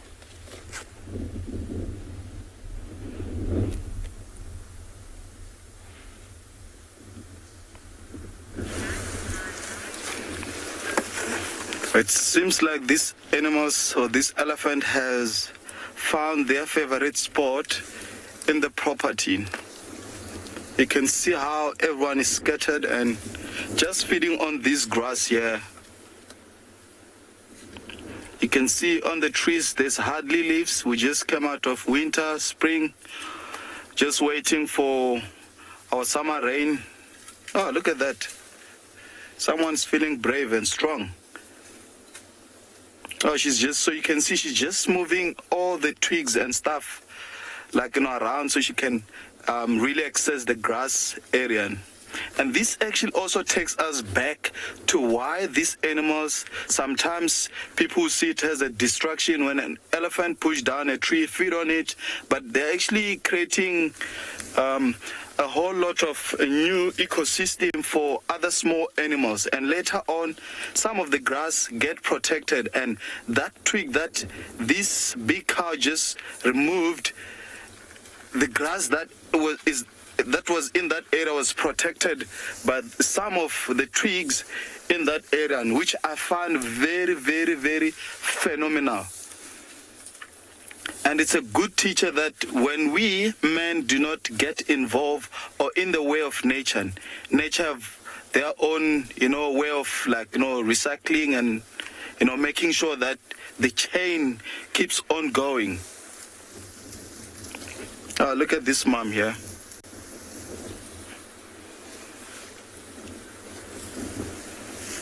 Can see how she's pulling grass.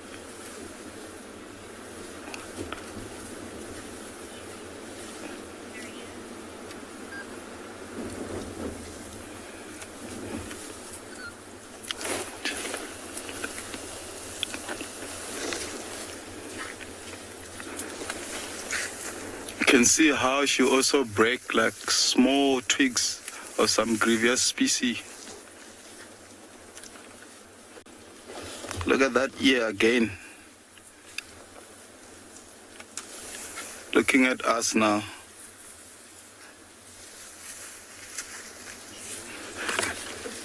And now just walking past us. Very cool animal, eh? Very cool animal. And my favorite animal.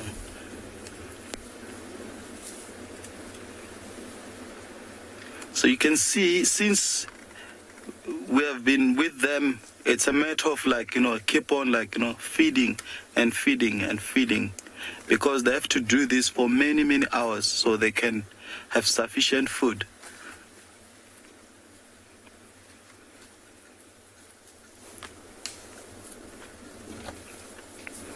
This one is showing us her bag. She doesn't really want us to, also happen with animals. Oh, look at that little cutie one.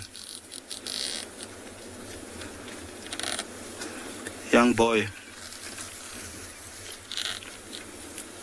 What is also amazing is how quiet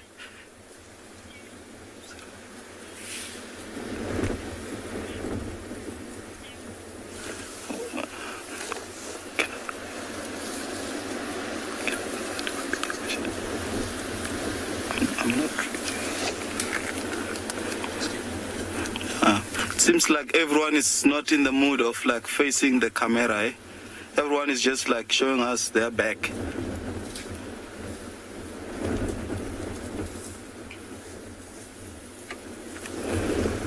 You can see the cow just standing ahead of us. You can see she's also using her trunk just to get in between one of the tree that I think it's, if you look, I think it's possibly an elephant pushed that tree down just to feed on. And now again, all the grass contact or that growth around in that area, and is just, a good use now. Oh, that's a big boy. At the beginning, I thought it was Kumu, but looking at few things, I don't see that big lump just underneath his tail, and also that scar that we normally identify him with between his tusks.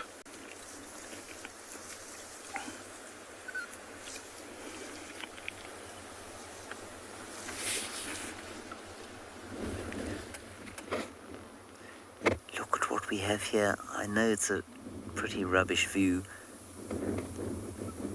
but I don't want to move because I think the bird will fly off. Now, would anybody like to hazard a guess at what bird we are looking at? Would you? Have a guess. A little raptor? A little accipiter?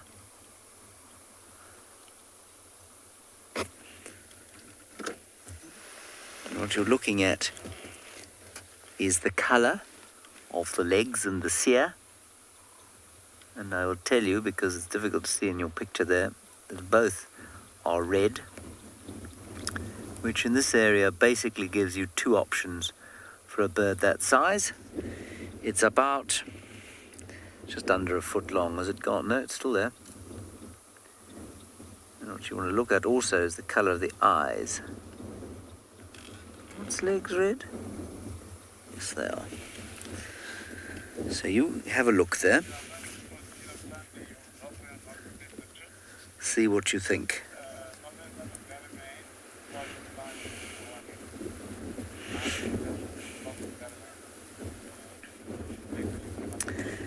No, Sharon, is not an eagle. It is an accipiter, a little hawk. One of two possible accipiters.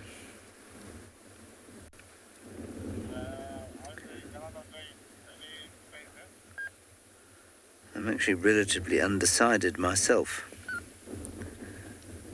Anybody else want to hazard a guess?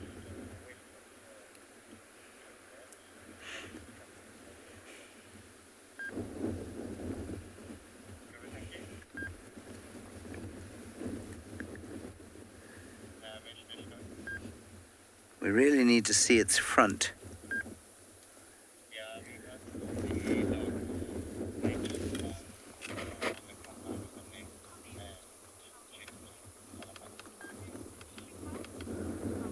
Now, Consulting Detective reckons that this is a shikra.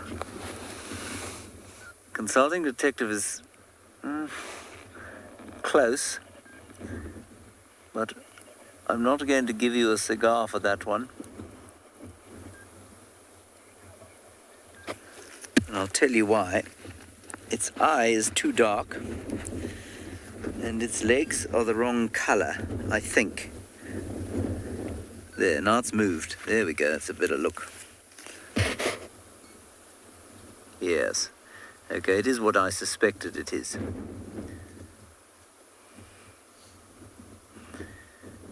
All right, I'm going to let you... I know all of you are about to fall off your seats in anticipation at what this bird could possibly be. It is, in fact, a lizard buzzard. BK, did you just say yes? Because that's what you thought it was? Yeah. Well done. Now, the only other thing, really, that it could be is a Gabar goshawk. But it's a little bit smaller, and it's got a very distinct black throat stripe. Joy, you said lizard buzzard. You, therefore, have won my undying admiration. I don't have my bird book with me, I'm afraid, so I can't show you. I have my bird app, but we don't use those anymore. So it is a lizard buzzard. Very good. It's quite a nice picture of its disguise. I mean, quite difficult to see.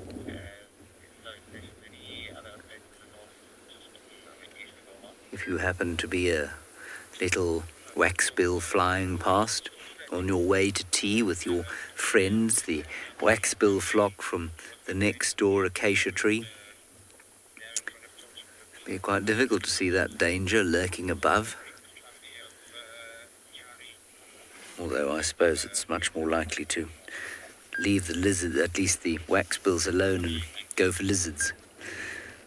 So if you were a small bushveld lizard on your way to tea with your friends, the other bushveld lizards who lived close by in a grass tussock or in a dead log, well, tricky to see that thing lurking above you.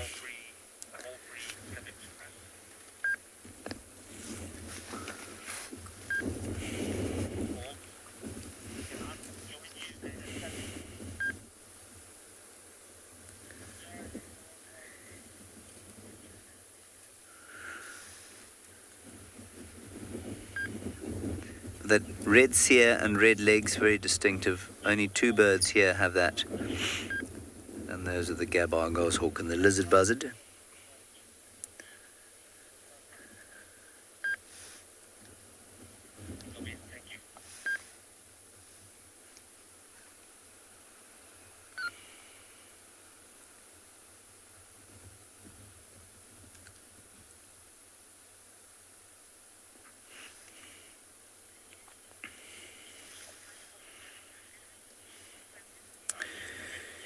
Gremlins General, yes. Unsurprisingly, the lizard buzzard is a fan of lizards. It eats mainly lizards, small snakes, rodents, frogs, and invertebrates. Like most of these things, it'll basically eat anything that it can catch. I'll give you a list of things that it's been seen eating. Lizards, small snakes, frogs, rodents, invertebrates, grasshoppers, occasionally arachnids, and mollusks. Rarely it will eat small birds, including little sparrowhawk chick. One bird became enmeshed in coils of a snake it had attempted to catch. So largely reptiles, sometimes other small birds, but very seldom. Unlike the Gabar goshawk, which will eat quite a few other small birds.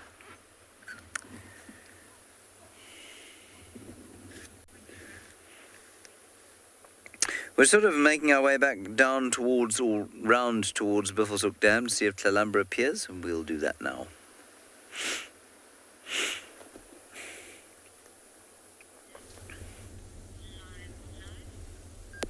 So we have found quite a nice herd of elephants.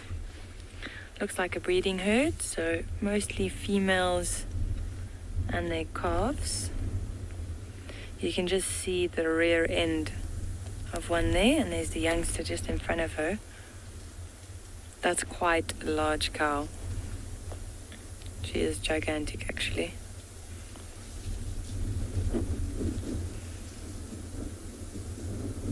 Quite a few of them. They're moving into a dry riverbed just in front of us. You can see where these large trees are popping up.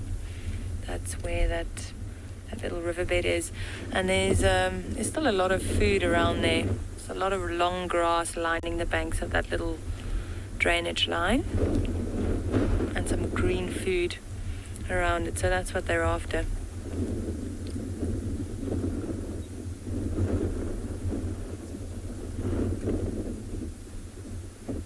This is what you see elephants doing most of the time.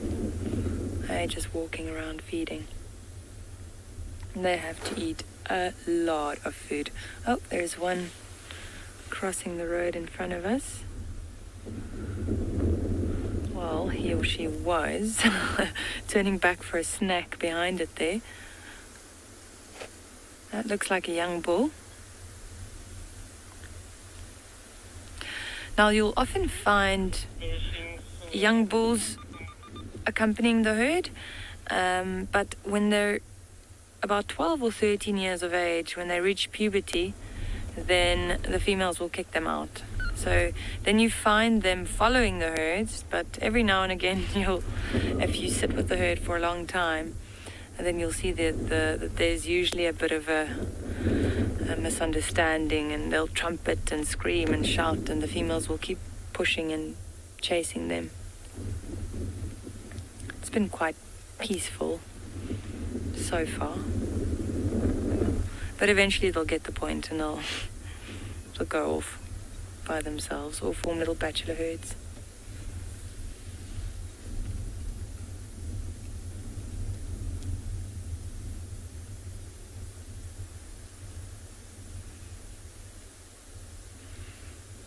Another elephant bum there.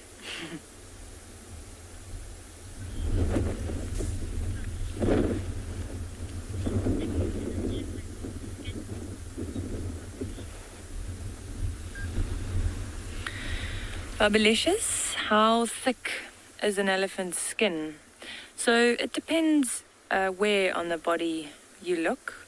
So if you look at the ears, and you can actually see it from what we're looking at now, you'll notice that the ears are very, very thin. But around the rest of the body, there are some parts that might be 3 to 4 centimeters thick, other parts that might be thinner. So I'd say under the tail's probably thinner, and then the ears. So yeah, it just depends where on the body you look. But majority of it might be around 3 to 4 centimeters thick, which is really, really thick. We were actually chatting about this the other day, and it's not something you often find, but on the odd occasion when we do find an elephant carcass, it's quite a difficult thing for for predators to actually open, to start feeding. So they'll usually start with the under the tail, and then they'll try and open up the belly, but it'd have to be something like a lion or a hyena.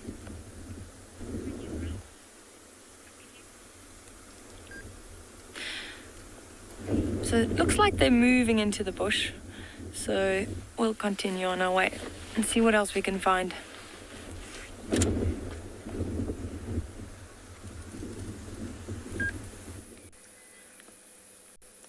We've moved away from the Nkahumas just to let other people have a go at having a good sighting with them. And we've come round here to the Mulwati, where something very special is going on, we think. This is one of the spotted eagle owls, possibly Segwig. Well, okay, it's Segwig's parents. And this is the female that is, or the only reason I can tell it's a female is because she's sitting on something. Now, James actually found her in the morning in the spot. And we looked and looked and looked, and she's so well camouflaged. We're hoping that she's sitting on an egg. Or 2, or 3, or even up to 6. But generally 2 to 3 eggs.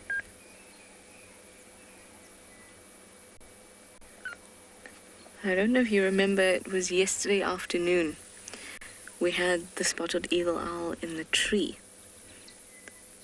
And he's nearby as well. Now, some species of birds, both the male and the female will be involved in sitting on the egg, but we know with this species it's just the female, so that's how we can tell. Isn't it just precious? I think it is something so special is happening there.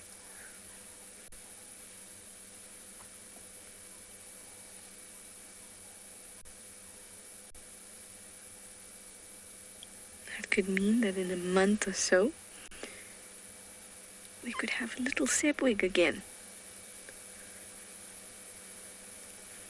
Now they'll start incubating as soon as the first egg is laid. You don't lay them all at the same time. There's a few days between egg laying. But as soon as the first one is laid, she'll start incubating.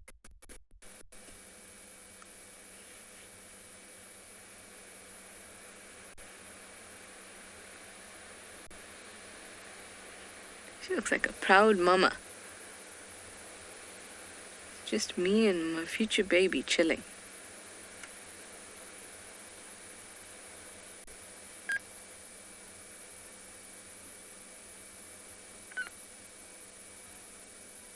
Just lovely. Look at how well camouflaged she is.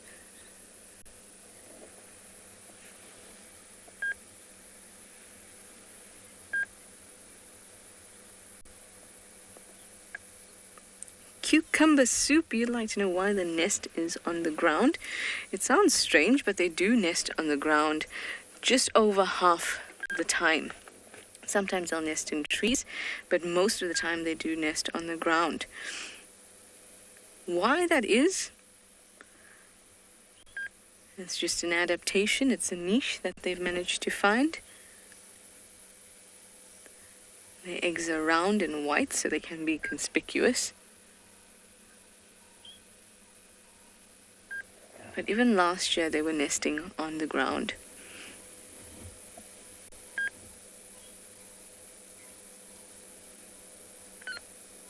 Generally, ground nesting birds have eggs that are very well camouflaged. That's why I mentioned that they are round and white and conspicuous. But the majority of the time she's on them. And obviously it has been a successful strategy for them, so it has persisted.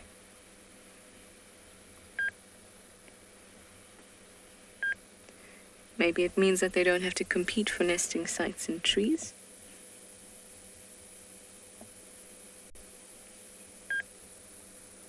But it's their strategy.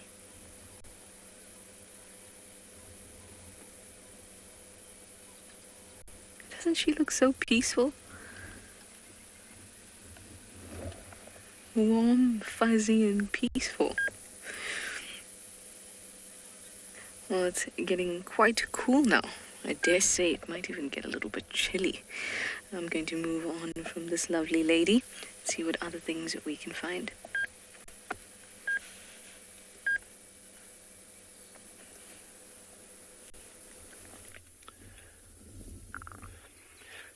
It might not look like much, but we have found possibly something quite amazing. If you take a look on the right-hand side where this branch is in screen, there's soil that you can see in the middle of your view now. You can see that that soil has been disturbed quite a lot.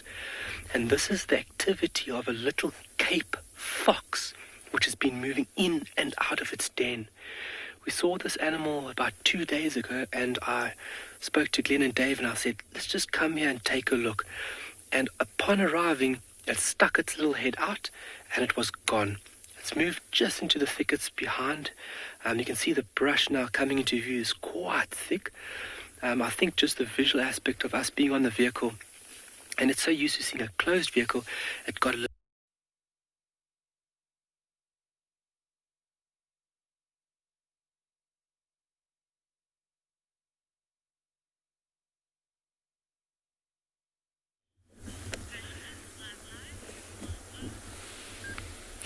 So we are still sitting with this herd of elephants. The herd was actually much larger than we thought. And yeah, we've got a bit of a roadblock here. They're feeding and feeling all along the side of the road here. Now, this female that we've got on screen, she was actually lifting that branch that's laying in front of her. She was lifting that whole thing up. Oh, she's moving it again. Watch, watch, watch.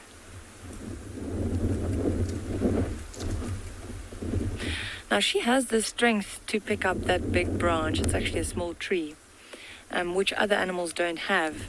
So what they'll do, there we go, she's pushing it over, and then she'll feed on the nice grass that's still growing underneath it.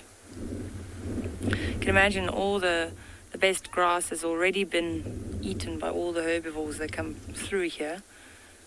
But the elephants have the strength advantage. So these big fallen over trees, if there's some nice grass growing under it, they can move them. But yeah, this area has taken a bit of a beating. A lot of the trees here have been pushed over by the elephants. But luckily most of it's bush willow. And a lot of the times when they push the trees over, the half of the roots will still be in the soil, and that tree will actually still keep growing. Now they're crossing.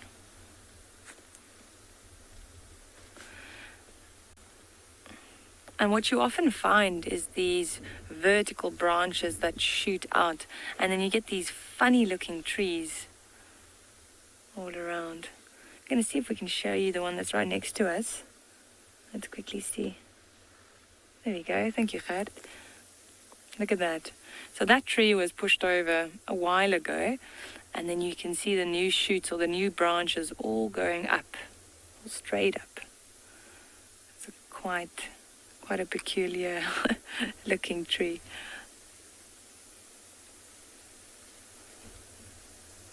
Elephants were just doing some landscaping here. We'll see if we can pass this herd, if they allow us, and then we'll continue on our journey.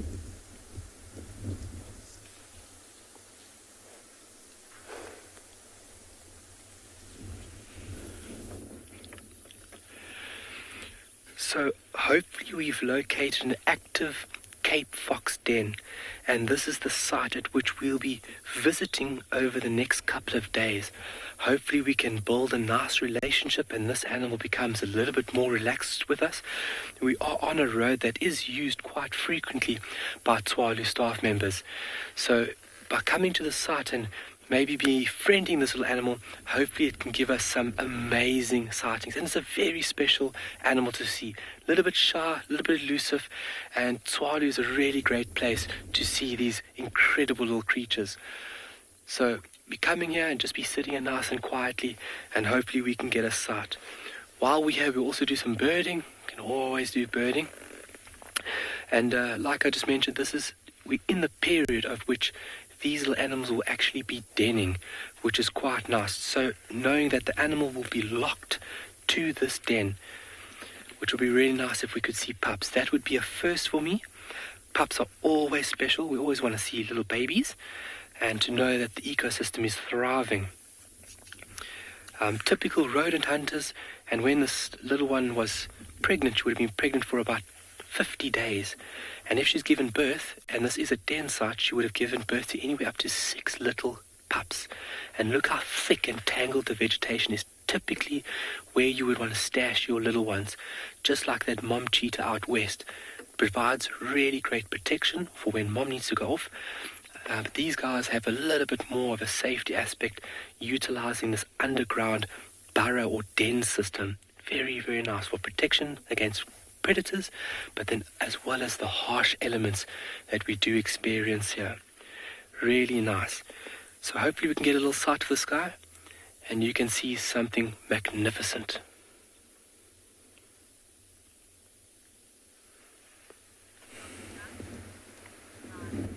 Here we have got a giraffe, and in fact we have got this giraffe and some zebra behind it and some impala next to them, and there was also a water pig here with enormous tusks, but unfortunately he ran a war. Now, word on the blower is that Thandi is visible for us. Unfortunately, there are 587 vehicles standing by to have a look at her, but we are going to try and make our way down towards where she is. We might be lucky, which will be great. Thandi, for those of you who don't know, a leopardess. Cool.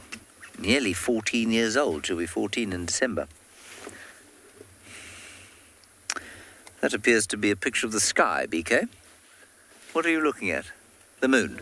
Oh, well done. No, that's just the sky. Okay, right, there's the moon.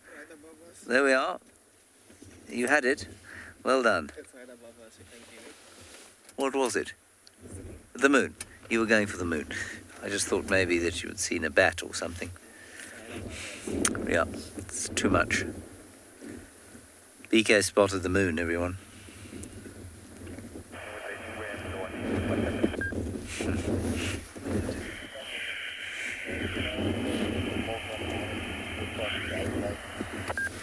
See the wind rustling the mane of the giraffe. It's swung more from the east now, not so much southeast. Strange.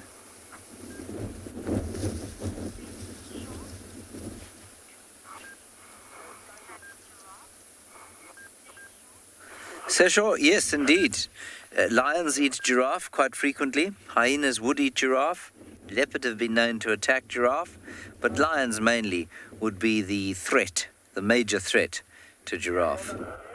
Once they get to this size, really only lions can take them out, or a massive clan of particularly angry hyenas. Yeah, they started to go sort of uncertainly. He is looking shocked at the sight of BK's biceps. He's envious. You can see he's had some work done beneath his eyes there. Not by a very poor practitioner of Botox, but by the oxpeckers. And they'll constantly worry giraffe around that region, and buffalo. And so you'll see these white patches under their eyes. His horns are not particularly straight. They're a bit squonk. And I think that's because, you know, they're born with their horns, and they don't necessarily, they're born with horns and they're flat, and then they stand up in the first few days, but they don't necessarily form into two grooves. So they just kind of fuse to the skull wherever they are. So not unusual to find a giraffe with slightly squonk horns, as opposed to the magnificent horns on that kudu called Kevin, who we saw earlier today.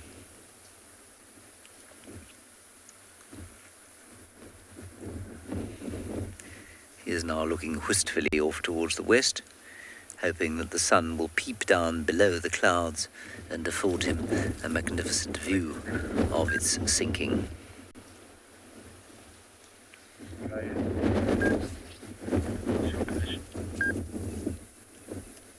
Just approaching you now. Copy that. I'm going to make space. I don't know if James wants to come down the hill. All right, we've got some time, at least some space, so I think we're going to try and head towards Tundi now. I'm going to make my way, thanks Chris, northern side of Cheetah Cut Line though.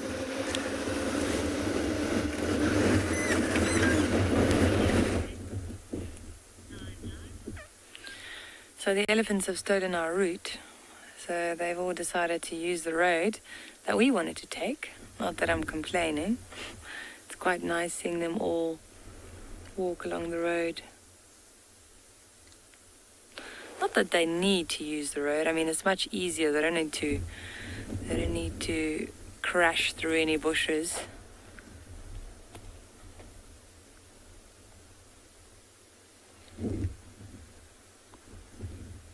It's quite a large female on the left there. I love how, notice the ears, and look at how the ears just fold back. If you look at the top, so beautiful how it just curls over. She's also got a little hole in, or like a notch almost, in that left ear. A lot of the times you'll see these elephants with nicks and cuts and holes in the ears. Just because of the vegetation they move through, sometimes it'll get stuck on a thorny branch or something and tear.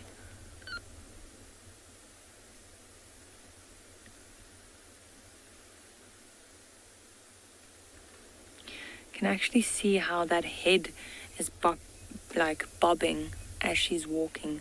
Those heads are incredibly heavy. Most of the weight's on the front legs.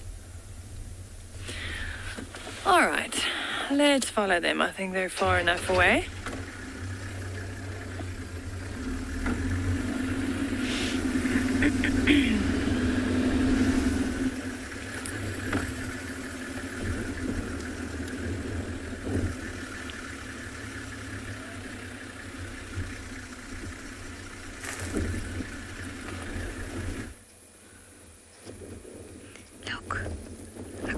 Hornbill.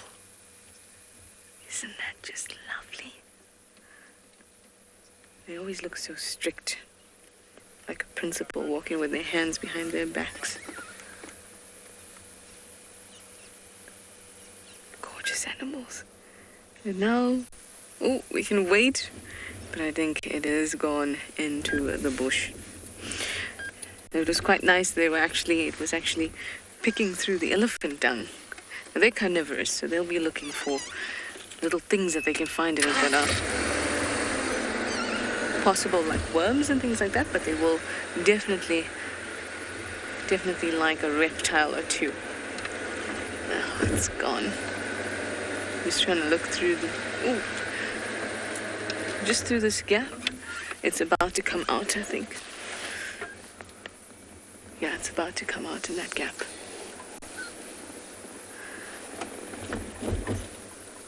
Come on, come on.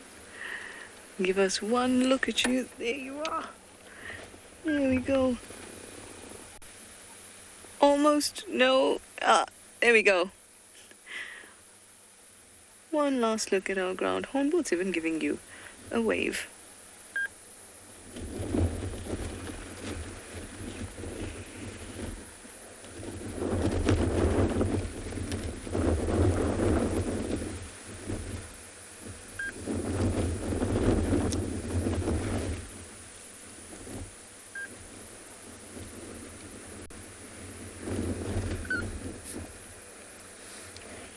Okay, well, it is gone, as I've said, so I'm going to go and check out the hyena den, which is actually not far from here at all.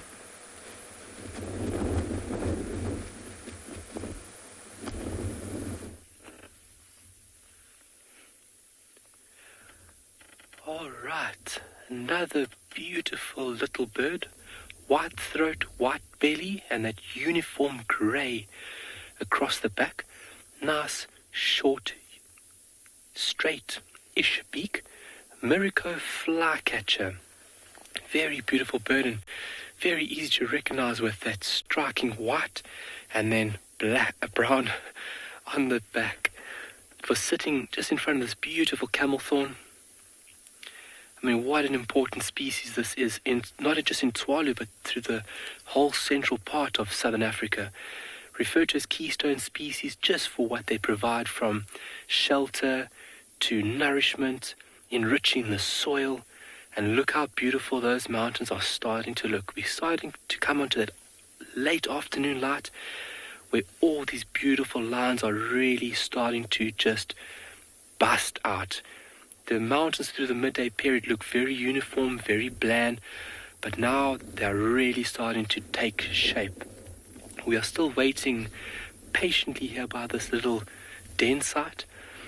We haven't had any activity yet, but fingers crossed, and obviously just patience. We're going to have a little bit of patience for this guy to get comfortable with us, and hopefully we can have a little view.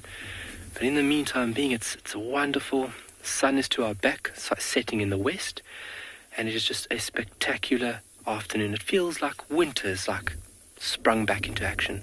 I love the cool afternoons like this because these cool afternoons definitely present an opportunity for all these elusive little nocturnal creatures that aren't seen typically through the day to come out, because it's a catch-22. If it's cold and you come out under the cover of darkness, you're going to be expending a lot of energy to try and keep warm, and that's just not going to work out here. So by adapting and shifting your behavior to suit you best is very clever from an animal, and something that works really well here, especially through the winter, because it gets so frigid. How beautiful. Beautiful little three-thorn in view here. And those mountains just looking so delicious. Hence the name three-thorn. Look how that branch branches out into three distinctive little branches. Hence the name three-thorn. Very prominent shrub, small bush that we have over here. Typically found going out west, especially in between the dune streets. And that creates a habitat for animals to seek refuge, shelter, food, you name it. A very, very, very amazing little bush here. And something that's easy to recognize. Sometimes trees, botany can become quite complex. And recognizing a tree is like, trying to learn algebra or, some very exciting and complicated math. But the easy ones are definitely exciting, and it makes it enjoyable to tap into the other larger, more complex tree species that we have. So that's back to the den now. So you can see the soil disturbance. There's a defined color difference between that is in picture at the moment and the soil that's before that darker strip running around the middle. And that's from the activity of this little animal moving in and out this den. Really amazing. And when you see this little animal, you are going to be in awe of its sheer beauty. Very elegant looking, very clean, beautiful little animal. Glenn, can we just get a shot here in the front here? I just want you guys to see the other part of these mountains. Let me just move my... Look at that.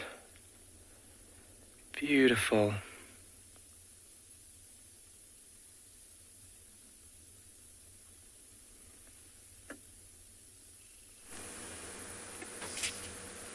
I think we can compete, Kyle. Very different environments, but equally as beautiful. Tswalu is really, really, really magnificent. But Djuma being my home, bush home, it rivals Tswalu. Here we have the setting sun that brings with it quite a bit of chill. Considering he started off drive, 38 degrees Celsius, 100 degrees Fahrenheit. I'm very surprised that it got so chilly so quickly, but we are expecting a cooler front to come through tomorrow. Now, I've come past the hyena den, and it's not active at this time, even though it's nice and cool, so that's a little bit surprising considering the heat of the day. So I'm going to head down to Treehouse Dam, not too far from here, see if anything has decided it's cooled down sufficiently so they can go and have a drink. And then I'm just going to mill about and see what gifts the bush has to us in the last half hour, 40 minutes of the show.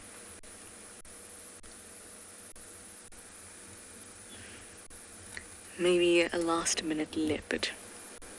I remember. James is on that already. Maybe two. Anyway, I'm going to head down to the dam, see what we find.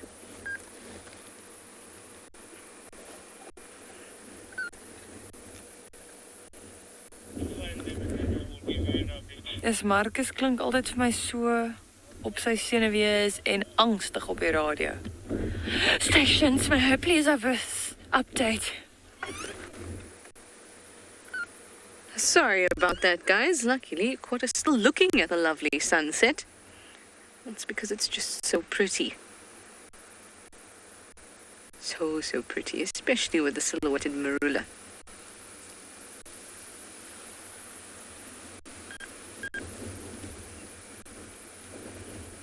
Look at those colors. I would love to do a few silent moments watching the sunset, but it's still a little bit high up in the sky, and you might only be able to hear some wind, but we will do it. It's just a little bit lower. We'll sit and watch the sunset together. All right, how about we head down to the dam then?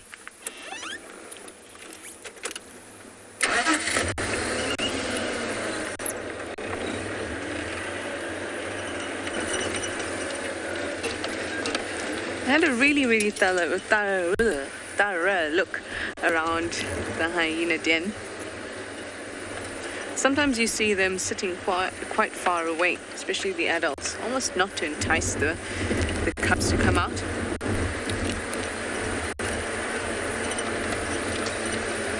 And sometimes they even use, this is the old den, the one they used to use the first time.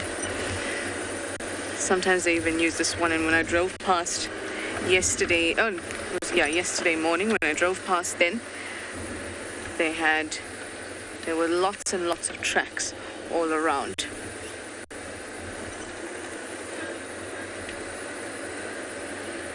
Lots and lots of tracks. If these people want to ask me about the hyena den, I'm going to have no good news for them, unfortunately. Hopefully they'll be able to go around me. Nothing. Yeah, good luck. See you. Shame. I wish I could have given them good news. And now they're heading in the direction of Treehouse Dam, which means that if they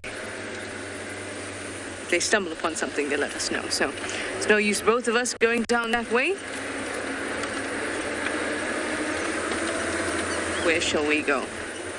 This is what I like about safari. Where shall we go and what do we find? We don't ever really know, except when sightings are called in, obviously. But I like when we just kind of drive around and stumble upon something. So, let's go.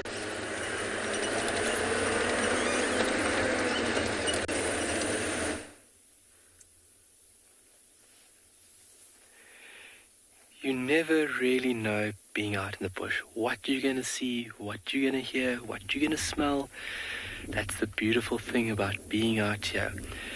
It's almost like you've got to tap into your own senses to tap into this wonderful free energy and exciting energy at that, and learning and understanding the complex arrangement of everything. Onto the tree here, please, Glenn. This little camel thorn here. I think it's we've got a little sociable weaver. Yes, it is. Oh, look at that. these birds will start making their way back to those enormous structures for the night where they'll seek refuge. So every couple of minutes we have like flocks of like 20, 30 birds moving across us, going back to their nests. They finish the day's foraging and it's time to go to bed. So they'll make their way back to the nests. Before sunset, they are inside their little chambers. And that's where they will seek warmth and protection throughout tonight. Beautiful. Just in frame there, if everybody can see, directly in the middle of the frame, there's a white trunk being presented. That whitewashed bark is from a very beautiful tree called a shepherd's tree. A very important tree within this area and diagnostic. You can't forget it as you're driving around. It's the only tree with this whitewashed bark. Bark is obviously a very important part of a tree. Some of the bark of trees can be fire resistant and obviously enables and protects the tree through its life. But that bark is very easy to remember and recognize that of the shepherd's tree. And that's a very prominent tree within Tswalu, along with our Areoloba, which would be the camel thorn, and a few other species. But tree-like species, definitely those guys. Found within the flats, found within the dunes. You can find them near and on the mountains. So quite an array or range of habitats that can fall within Tswalu. And Tswalu itself has 11 vegetative groups across the vast landscape. So as you're going from the north to south, you can go through this complex, changing and rolling phase of vegetation. It's spectacular to witness. And trees, they are just amazing. Trees are very complex organisms. People think, they just stand there and they produce oxygen and they just look nice. Trees are communicating with each other. They're growing, they're thriving, they're providing. Trees communicating with one another if they're being attacked, believe it or not. They can release a certain compound, a chemical, that can warn other trees that an attacker is coming and they should ramp up their defenses. So when it comes to nature, we are just scratching the surface of what is going on here. Obviously, a few defense mechanisms now in view, all those large thorns or spines, a very big deterrent for things like giraffe and kudu and other browsing species. It's one way on how this tree would deter. It's a mechanism to deter and push away predators. The thorns can also house ants, so then the ants look after the tree looks after the ants, and it's a big, happy, beautiful community. Helping each other out is what we need to learn from nature, and how we're going to fight all the issues that we're dealing with currently as a species, is joining and uniting and going forward as one. Without the tree, the ant wouldn't have a place to live, and without the ant, the tree would be constantly attacked by predators. So once something comes and browses on the tree, the ants will actually rush up and bite the browsing animal around the lips, and that'll be a way to deter these browsing individuals. Oh, there was a bit of movement there. There's a little bird there somewhere. Oh, it's quite thick, so beautiful yellow flowers from the camel thorn. Still in full bloom. It'll be for the next month or so that these flowers will be out in abundance, and that yellow being very attractive to that of insects. The color spectrum being very, very tasty to insects, especially bees. Color plays a very important role when it comes to attracting a vector to do something for you. So red is a very attractive note for birds to come and pollinate the flowers. Obviously, there's a little bit of a prize to do that. The nectar would be the attractive note for a bird to come and do the business, but the color of the flower would be the representing factor to draw in that bird. Very beautiful. And it's still. It's almost like the calm before the storm. The wind has subsided, the sun is nice. It's beautiful out right now. And it's magical that we could be with you guys and share this amazing experience. Is there anything on our little Cape Fox den? This is typically when they would come out to do a little bit of sunbathing, warm up before the night sets in. And very important that you do that, because if you warm up by using solar radiation, that means you don't have to utilize your reserves to generate heat to warm up. So very clever from these little animals. Wow, you can just get lost in that. Very nice. Also, if we go right up into the sky, we're going to send you guys right up now. 1, 2, 3, here we go. Yes! And look at that. Amazing that we can sit here during the daytime and see this marvelous chunk of rock.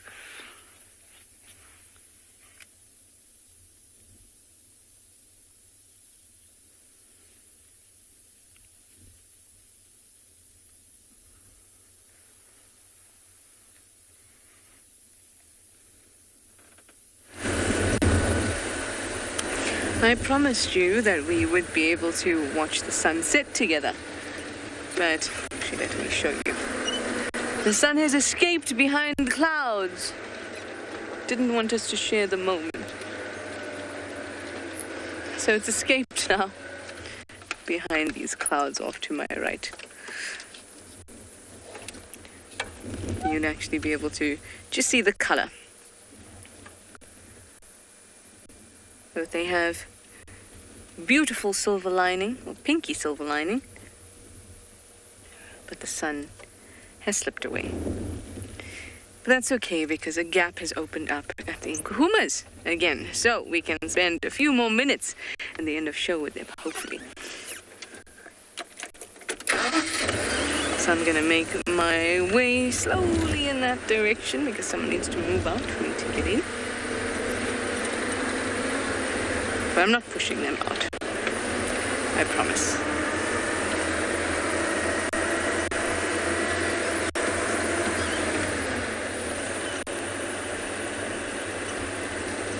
Where have you found it? So I'm glad that they've actually stuck around on Djuma for the whole day, considering that they are literally on the boundary. Well, actually not literally. 100 meters from the boundary. Other vehicles that can't come into Djuma have been sitting on the boundary and watching, hoping that they'll get a glance. Sometimes they did, actually. I know that feeling, like when Sibuyi walked straight into Little Gowrie. I know the feeling very well.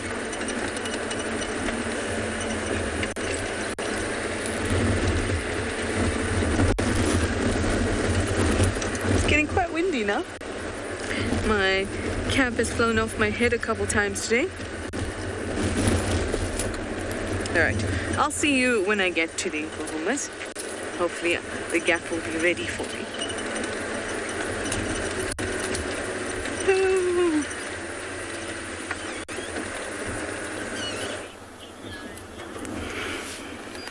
So it really got exciting here at Pride Lands.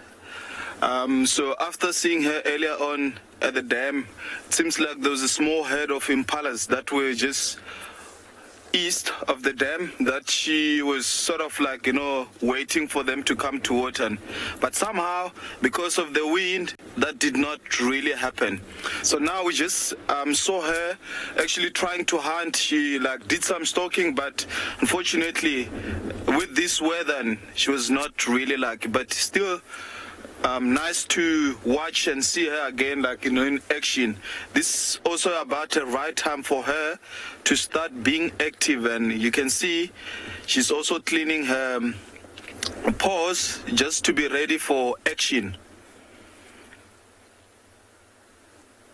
I guess being a lone lioness also plays a crucial role, being hard for her hunting. I'll imagine, if you look at a normal lion behavior, living in a pride, hunting together, and now she's alone, she has to survive on her own. It's not gonna be that much easy. But I think looking how healthy she is, in good condition, that tells me that she's gonna be a good mom one day. She survived the worst, and really looking forward to see more of this female lioness.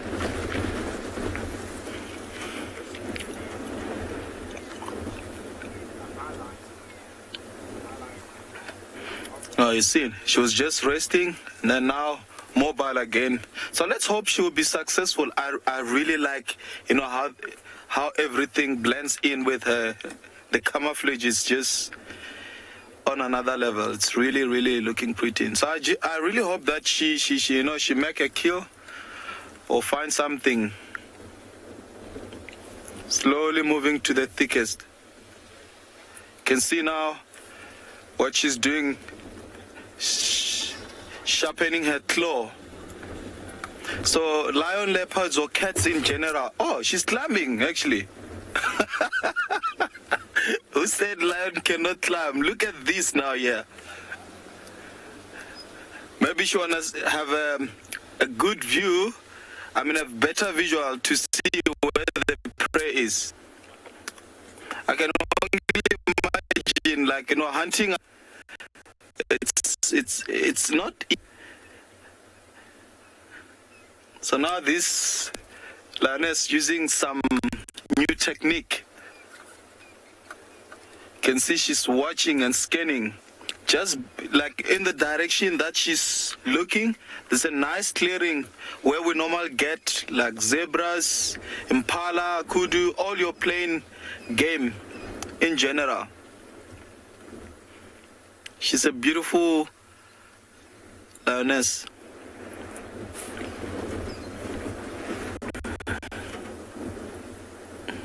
This is really, really beautiful. It's not the first time I see a lion climbing a tree, but I mean, sharing this with everyone in the whole world, it's just amazing. So lion can climb the tree, but not like leopards. Leopards, I've seen leopards climbing like, you know, maybe 5, 6 to 10 meter, like, you know, standing tall tree. So here, one of the advantages that I just saw is that the tree is bent down, because lion normally they are not designed for climbing, more of like, you know, land. You can see now she's watching back from the direction that she just came from, where those leopards were. A good area for kudu, and this thickest nyala, daika.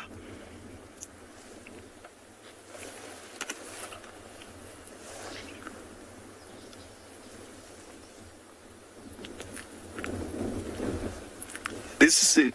This is beautiful, folks. It's really nice. You can see she's trying more and more just to be on a high elevation.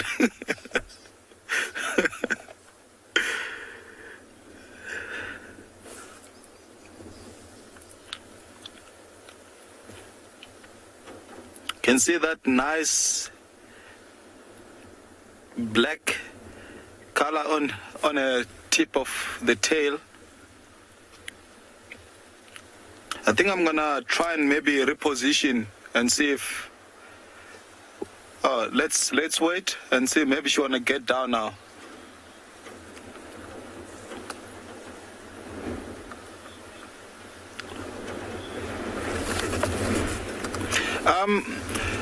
Oh, there she goes down now. So Lauren, she's alone. We're not really sure why, but few months ago there was a pride, and later on we found this, or one of the other guide found her on her own, and we kept on like picking up, like, you know, her presence around pride lands, and the pride came in the area, and no one knows why she didn't join the whole pride, but I'm not really sure why, because also when you check the time that she left the pride, she was still young to go on her own.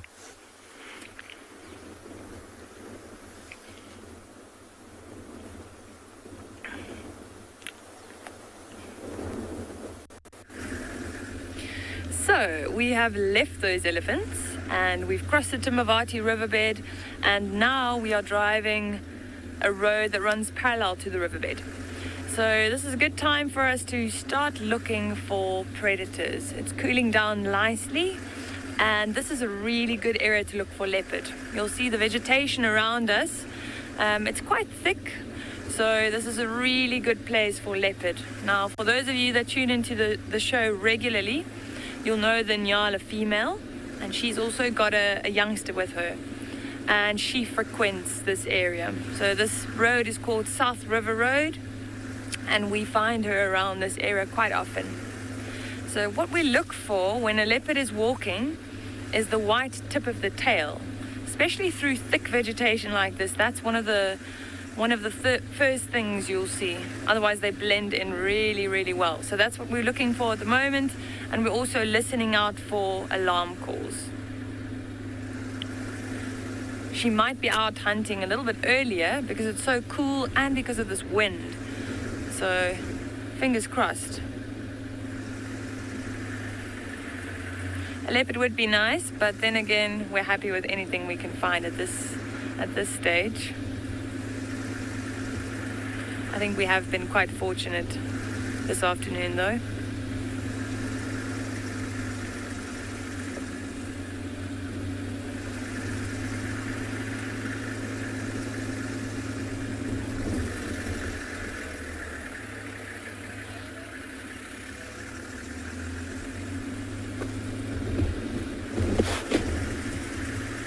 We might just dip into the riverbed, I think, and do a little loop down there. It's always good to check the large trees along the drainage lines and in the riverbeds. That's what we'll do.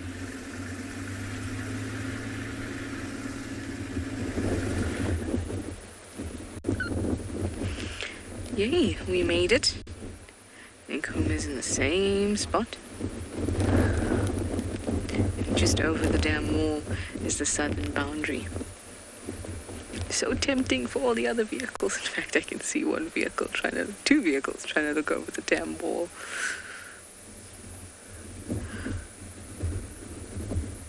They don't seem to be too interested in anything this evening.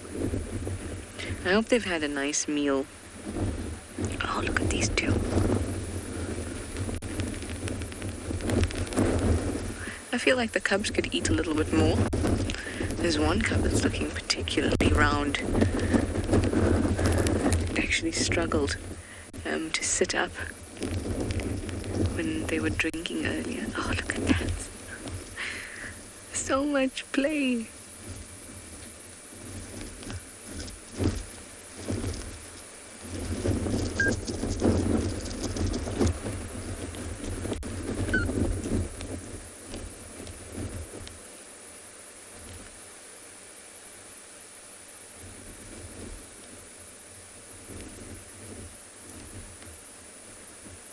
They have moved ever so slightly though. I think about 20 meters or so.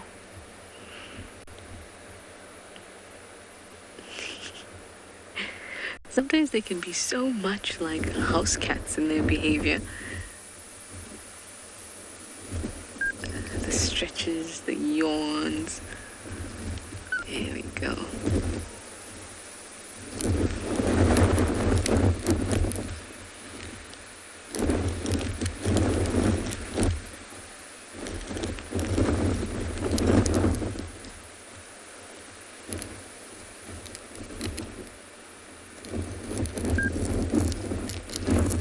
Fred, you'd like to know if lions snore. Well, I'm glad to say, Fred, that I haven't sat with a sleeping lion for long enough to figure out if they snored. Thank goodness you didn't hear what almost slipped out of my mouth. Yes, I haven't sat with a lion for long enough to know if they snore. But considering that their vocal folds are really, really thick, that's one of the reasons they can roar, but they can't purr. I would think that in certain positions particularly, they should be able to make some kind of a hum. Yes, do you agree? Do those avoca males snore?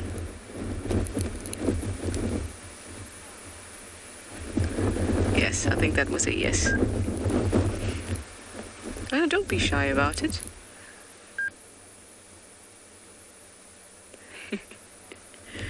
Speaking of the avoca males, I wonder where they are. At least the two that we know come down this far south. Blondie and Mohawk male.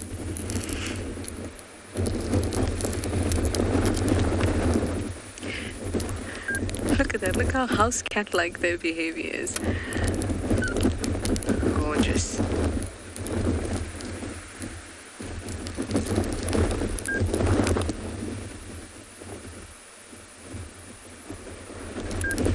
Yes, I'm sure you are not able to hear much at all. Which is kind of good because my game drive radio is still beeping and beeping and beeping. Hopefully you'll hear that a little bit less with the wind.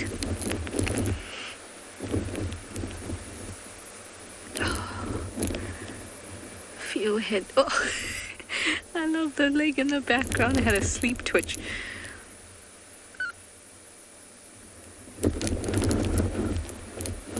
Look at this loving, tender care.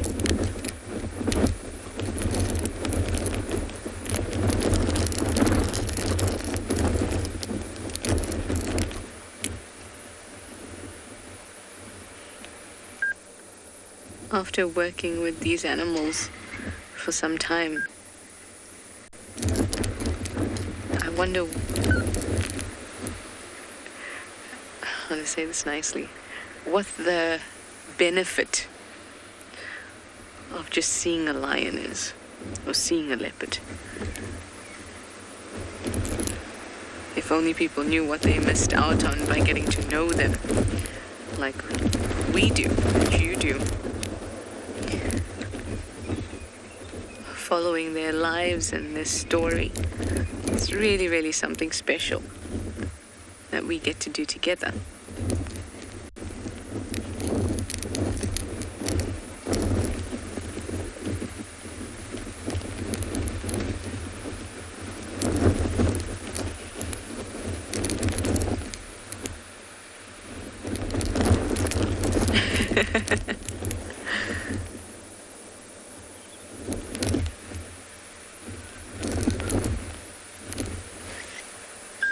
Sugar bits, that's a really good question. You'd like to know if lions or big cats have whiskers on the front of their legs like house cats do. They do. In fact, most mammals have those.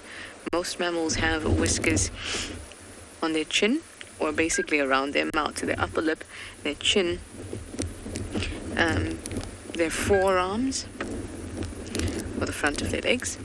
And I'm missing out a spot that was on my mind just a second ago. Oh, on the eyebrows. That's it. Yes, they will. And all whiskers are modified hairs to increase that sense, that tactile sense of touch. The more information you can get from something, the better as an animal. So you have a strong sense of smell, a strong sense of taste, hearing, and touch. You would be the best of the best.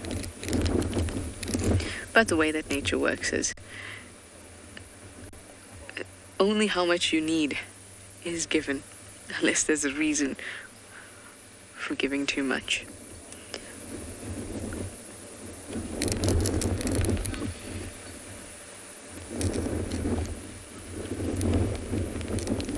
This looks like one of Reginald's boys. Oh, he looks like an awkward school photo hairstyle. That's what he looks like he has. Just lovely. Well, I'm going to try and stick with them as long as I can, but again, the lineup's getting busy. So, let's just hope that we can stay.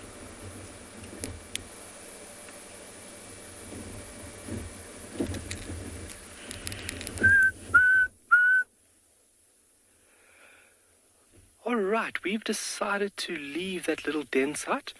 It is getting a little bit late, and we don't want to be any hindrance to that animal coming back to its humble abode. But we were busy driving, and we thought, how beautiful is this?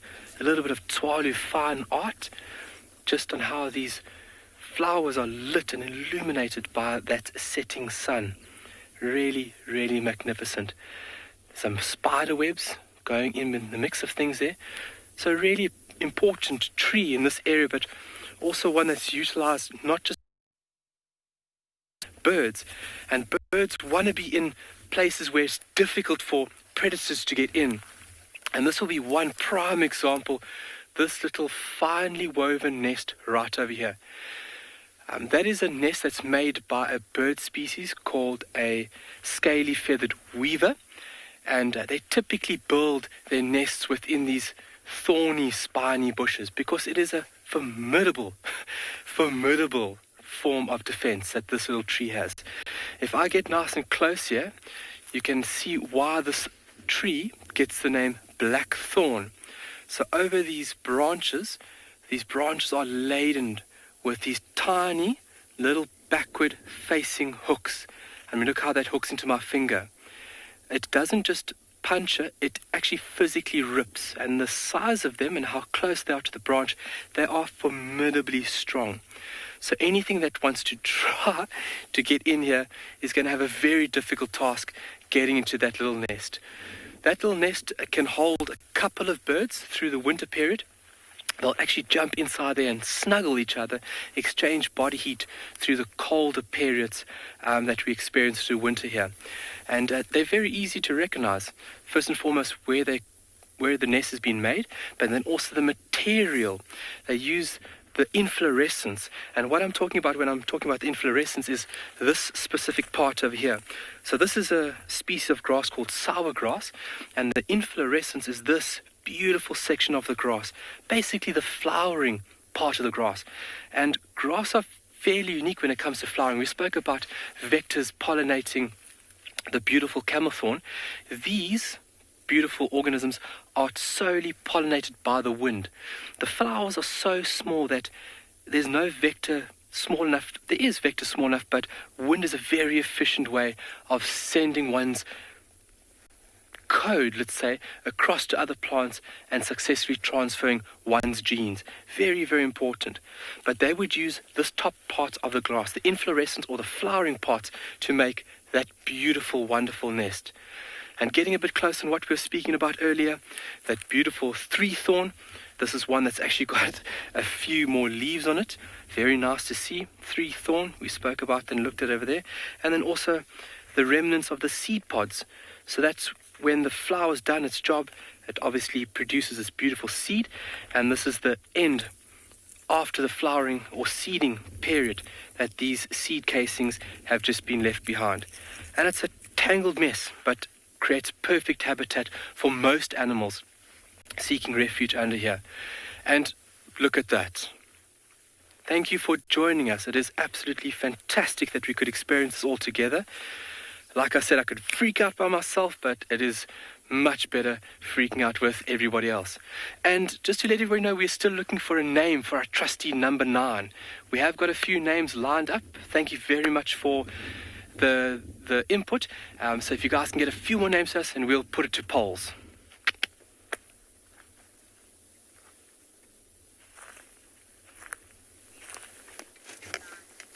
Here we have got a giraffe. And we had a giraffe earlier, but this is a female giraffe. She's, smaller than the male. And I will just report to you while you enjoy the sighting of this giraffe that we had Tundi. Unfortunately, no matter what we did, we just couldn't get any signal, I'm afraid. But she looks well, she looks healthy, everything's okay in her world. And so hopefully we'll find her again tomorrow, or somebody will. No sign of her cub, who I nearly referred to as Wolfie, which would of course resulted in my demise.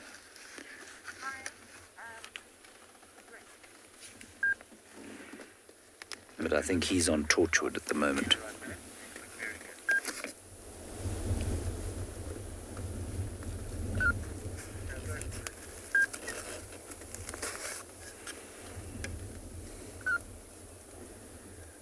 one of those sort of early summer evenings. It feels quite ominous here. The most overused word on safari. Ominous.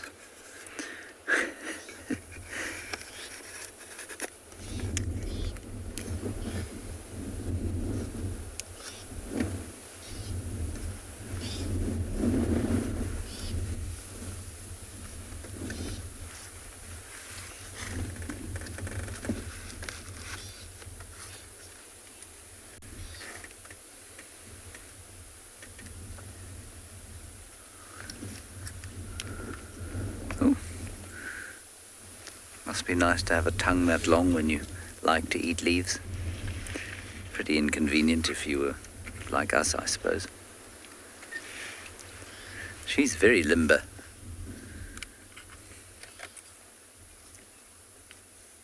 Quite impressive, really.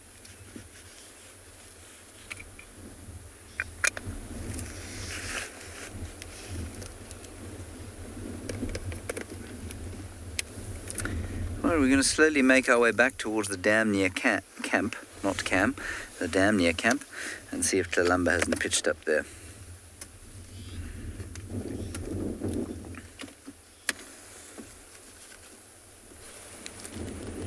That sounds like a great idea, especially since, I expected James to produce the last-minute leopard. But at least he got to see her. Always think they have a special relationship. James will always ask about Thandi first. It's lovely. These guys doing much of the same. There are other vehicles in the sighting, so you may see the flashes of their cameras.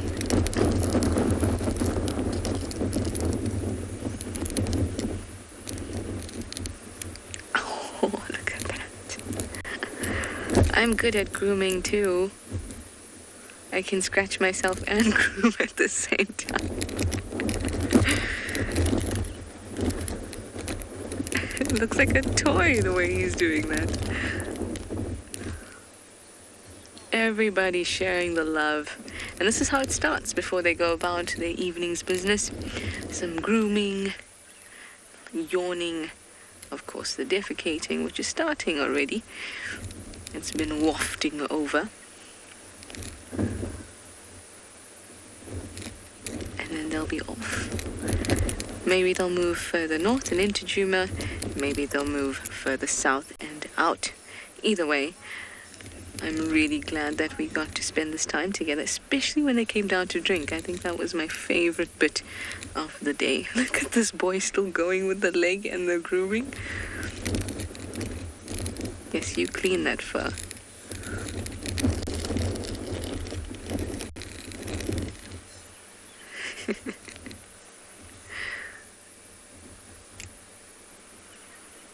Hopefully they'll get lucky tonight with a meal. Like I said, they don't look bad at all. I mean, the cubs look great, actually. Didn't even mention that. They look great, considering the last time I saw them. Spots of mange, but they're looking great. I just hope that everyone is fat and full tomorrow morning and still on Djuma. Well, speaking of tomorrow morning, it is that time. And thank you for your questions and your comments. We'll see you in the morning for Sunrise Safari. Bye-bye for now.